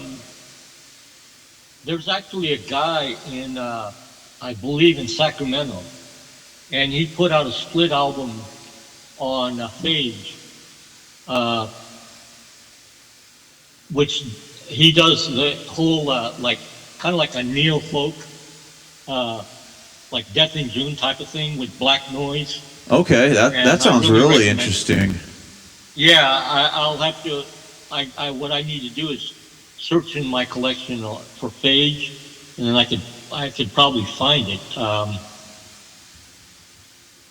The Destructor cassette from San Francisco, I really recommend that. But gosh, I can't remember the guy in Sacramento. I can't remember what his name is. But it's really good stuff because it's really harsh noise, but it's got orchestral elements, which, you know, of course, of me being ACL, it really reminds me of ACL. Yeah, like the orchestration of it all, like almost. I don't know if you're familiar with probably our controlled death and like the use of organs, but in a really raw, like morbid sense. Right. Yeah, I love that vibe. Yeah, and I have some projects I'm working on like that. Heretic, it's black noise. I just call it you know what I mean, black necro noise. Because you use a lot of black metal elements, but also a lot of noise, just metal abuse, whatever Right. I want, and it's not like, it's not as thought out. It's more improv almost, Yeah, definitely. I totally agree with that. And that's fun. I love it. It's fun, and it's just like sometimes when you get these really tight bands like Nile, I mean, nothing against it. I love that type of musicality, but I mean, to really black metal or like I don't know if you're familiar with like the Portuguese scene, like Mons Veneris, or you know what I mean, bands like Vetala. The really like twisted, and it's just on the verge of just noise. Oh yeah. No, I remember like some of the early the early stuff from Portugal. We had a term for it on blackmetal.com that would just attract a lot of a lot of that people, and it's called Lusitanian metal. Okay. Yeah, So, like I Black remember a lot of Gangrene that. Productions and shit like that, man. They really just twist the black metal, and it just, you know what I mean? It's just Yeah. over the top. Yeah. Lusitanian metal and Iberian metal was like the Spanish and the Portuguese metal. Yeah, I'm a So, big fan of those. They have a big festival every year. I'd love to make it there one year. I know they had a big Portuguese show there in L.A. I think 3 or 4 years ago. Man, the name of it escapes me, but it was like Mons Veneris. You know what I mean? Vetala, all those kind of bands from Portugal. yeah. All the ones, they're like Altair Productions, Signal Rex, that label, man. I love all that kind of stuff. And there's a newer Portuguese band, Ganunga Gap, and man, that's. Oh yeah, I know. Like there was a label in San Francisco that released some of that stuff. Really, yeah, man. That I just. And that's the thing. That's why I love, black metal. There's just so much variety, and everything sounds so different and regional. Like that happened at a time when death metal was just getting more and more sterile and quote unquote brutal. Yeah. I think. I think the band, the label that released that stuff was called Tumult Records. I'm pretty sure it was that. So I don't know if you're familiar with that. Yeah, that does ring a bell. That does, but They released a double LP on purple vinyl or burgundy vinyl by a band called Weakling. Oh yeah, I sold one copy. We used to have a box of that because we would trade with them, and they were at the time, like no one was familiar with American black metal. Didn't sell that as well as, of course, like Norwegian. No, it was very unpopular and underrated for a long time. Yeah, everyone wanted the Scandinavian black metal. Yeah, what changed was like Judas Iscariot, Krieg, and Zaster. And Vaughn. I remember Nuclear War Now. They re-released Vaughn, and I was like, holy shit! I didn't know there's metal in America that was like this. Those guys were cool. I think they're still like. There's one guy who still tours California as Vaughn. Really, those guys seem really interested. One of them was on some TV show or something. He was like an actor. No, well, the other two guys I think went back to Hawaii. Oh wow! Those guys, like Matt from Exhumed told me that when they played at Berkeley Square, the Vaughn guys were backstage pumping iron before they played. They were all into bodybuilding. Yeah, that's funny. Because that sounds like blasphemy or somebody. And that's cool. I like that. There's this power electronics act out of the Sacramento area. Cut Bobby Ullman. You know what I mean? He's like a big powerlifter dude, and it's just like something about like a masculine presence. When it comes to extreme music. Yeah. So, I guess you wanted to know what's kind of coming up in the future, right? Yeah. Well, like, what's on the horizon? Like, where can I see you play live? And you got any releases coming out, or anything else you work on? Any kind of art? Feel free to let us know, and also where you can find all that. Well, I have an album, which is a collection of tracks from all the cassettes, like Nostralevo, Pendritic, Phage, Idiopathic, all these different labels that release stuff while I was here in LA. So it's basically the Los Angeles era of ACL. So I compiled the best tracks from each of those cassettes, like 3 or 4 tracks from each cassette onto a collection called NME, which means New Millennium Era. And it was supposed to go out on Phage, but unfortunately right now Phage is scaled back their release schedule because the main guy, he had a huge life-changing event, so he had to scale it back.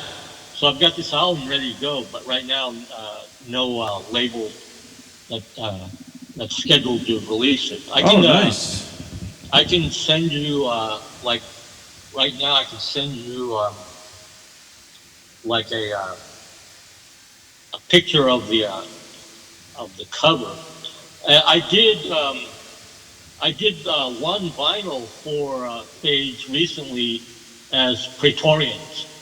I don't know. Praetorians. No, yeah, it was just when I was preparing for the show, I did go through Phage tapes, and but I didn't know you're associated with another project on there. I should probably check that out so I don't forget. Yeah, that one is me and Peer Negative, who was again another original member of the first Allegory Chapel with Rick before Carbon 14.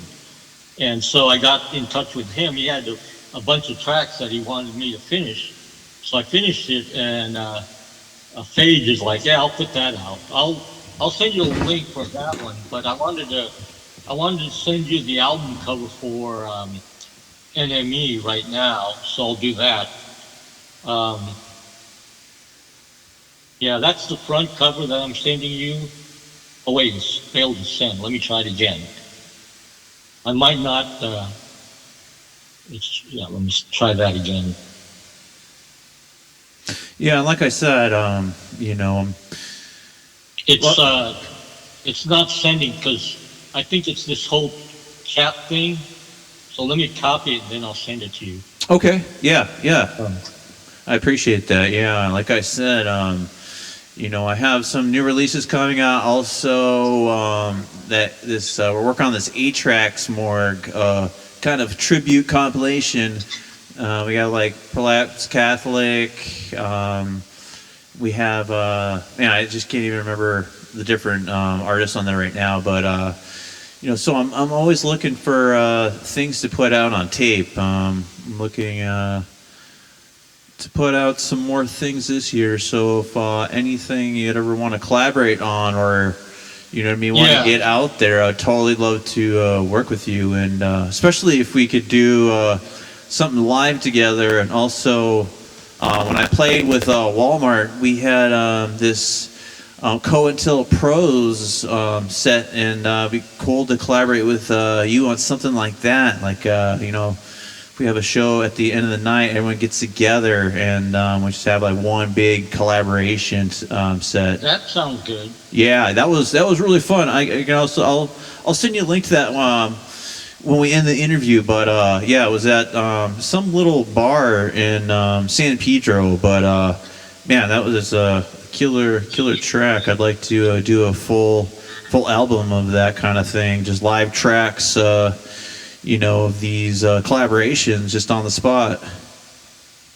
Yeah, I'm open to it.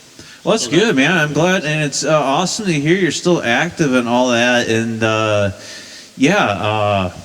man. And then you said any more live shows coming up for you? Nothing scheduled. The last show that I did with the Haters was put on as a Dem Password show. Dem Password used to be a venue in West Hollywood that Damien Romero used to put on a bunch of shows with the guy that owned the gallery. And so that guy that owned the gallery is Damien, is Sebastian. And so he put on this show in Chinatown here in LA called Dem Passwords Presents at Leroy's. And Leroy's is basically an abandoned restaurant in Chinatown.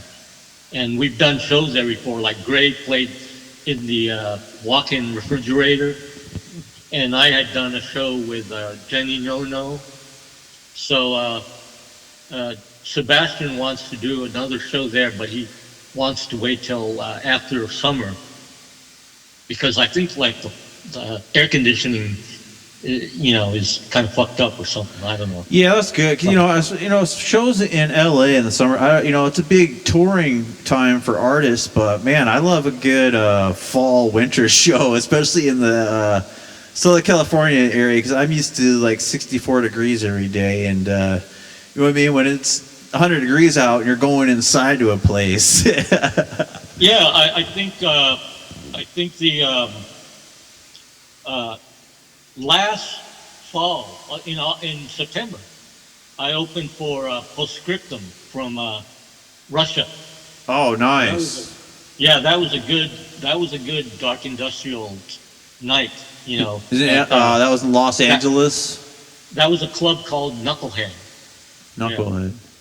Yeah, and a week before the last Haters show, we did a Haters show at we did another Haters show at Coaxial last summer, opening for Illusion of Safety. I don't know if I sent you that poster. Yeah, I got that one in the text. Yeah. So upcoming ACL is up in the air. Well, that's good, man. I did another show up in Petaluma. I'll send you a picture of it was at the Phoenix Theater in Petaluma. That was really good. So that's about it. Well, that's great, man. Well, yeah, like I said, it seems like there's a resurgence of noise and just kind of outsider art going on in the Southern California area. It's like you can find something, it seems like, all the time. And, I'm kind of up here isolated, so I only make it down a little bit. But, I got that Che Cafe Bird Eater Entertainment Summit coming up October. I'll be performing Heretic and Mindcrawler sets there, and the Beherit show, that's going to be awesome. So I guess also that Santa Ana Noise Fest, I'm still talking about that. Was last December, their ongoing thing that's been going on for years. And I talked to Mark, and I guess they're going to have another edition this year. So man, maybe we can work something out and get you on that bill too. Oh, yeah, send me all the detail. I'm not familiar with it but I know that I think Eddie has played at that recently. Yeah, it's at this Orange County Art Collective, and it's just like this art gallery, and they just had a bunch of different genre noise artists there. I mean, every act was different, and it was really a lot of talent in one night, and totally awesome atmosphere, and I can't wait to do it again. Oh yeah, definitely. Well, I said we keep it to maybe an hour and a half, and I really appreciate all your time, Elden. Man, it was great talking to you. Is blackmetal.com, that brought back a lot of memories. It's cool that you were involved in that. And then also, with the techno and the industrial, you seem like you have very eclectic taste, and I applaud you for that, man, because there's just so much music. I don't see why anyone would, be turned off from something just because it's a genre. I mean, I'm not a fan of genres at all. I just like whatever sounds good. Yeah, me too. I totally agree with you. Let me know if you want to do a follow-up, even if it's going to be short. Yeah. Well, also, I was thinking soon, you know what I mean? I'm getting a new computer soon. It's recording music and things. My computer's kind of getting old, getting a lot of clipping. But anyhow, my capabilities will increase, and I want to do like a live DJing, man. And to have you on here, we'll get a whole playlist beforehand, and just play music and talk about it, man. That sounds like a lot of fun. It's been a lot of fun talking music with you tonight. It's just this underground music. It's just few and far between people are into it, especially these days. So, any encounter with anyone that has a lot of knowledge and is involved in it is, it's a treat in my book. So. Yeah, well, you already know Eddie, so. Yeah. I got to meet him not so long ago, a few years ago. It's going by so quick, but yeah, we played a live show with Walmart, and man, I'm a huge fan of his premise and his concepts, and he gave me you as a reference, and I know, man, he's got his finger on the pulse of what's really interesting, and he knows the interesting people, so I appreciate you coming on the show and talking, man. We got to have you back, and like I said, we're gonna maybe get a lot of the past guests back and have like a party or something on one of these streaming platforms. Yeah, well, thank you for the interest in ACL. Like you said, comes, I guess, these resurgences come occasionally, so that's something to watch out for, I guess. Yeah. I'm sorry, my microphone totally glitched out there, but yeah, it definitely is interesting to see this, and I'm glad you did come back, and there is a resurgence because, like I mentioned, to me, all this stuff is just it's all just magic, and it makes my life better. It makes me a stronger person, and it's all good stuff, and it's all creative, and I feel like we're here to create. And if you're not creating, your mind's going to use something to create against you. It reminds me of a term from, I mentioned John Gullick, the co-host that we did our radio show on KPFA called No Other Radio Network. And he had a magazine called Another Room Magazine. And they came up with the term audio alchemy. So that's what it reminds me of, audio alchemy. That's very cool, yeah, because sound is everything. What is magic? It spells. We spell words. We use letters to spell words. It's all magical incantations. You can create a whole audio visual field, a whole experience for somebody with sigils and all this fully immersed experience. And it can be wonderfully magical, and it can also be wonderfully terrible too. So it's all up to the artist and whether they got it or not. Yep. All right, man.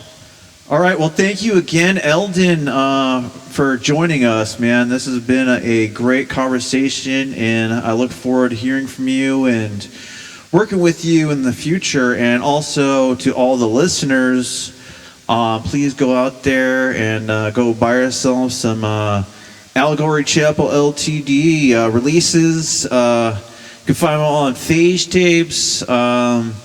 Anything else you want to plug, Elden, before we go?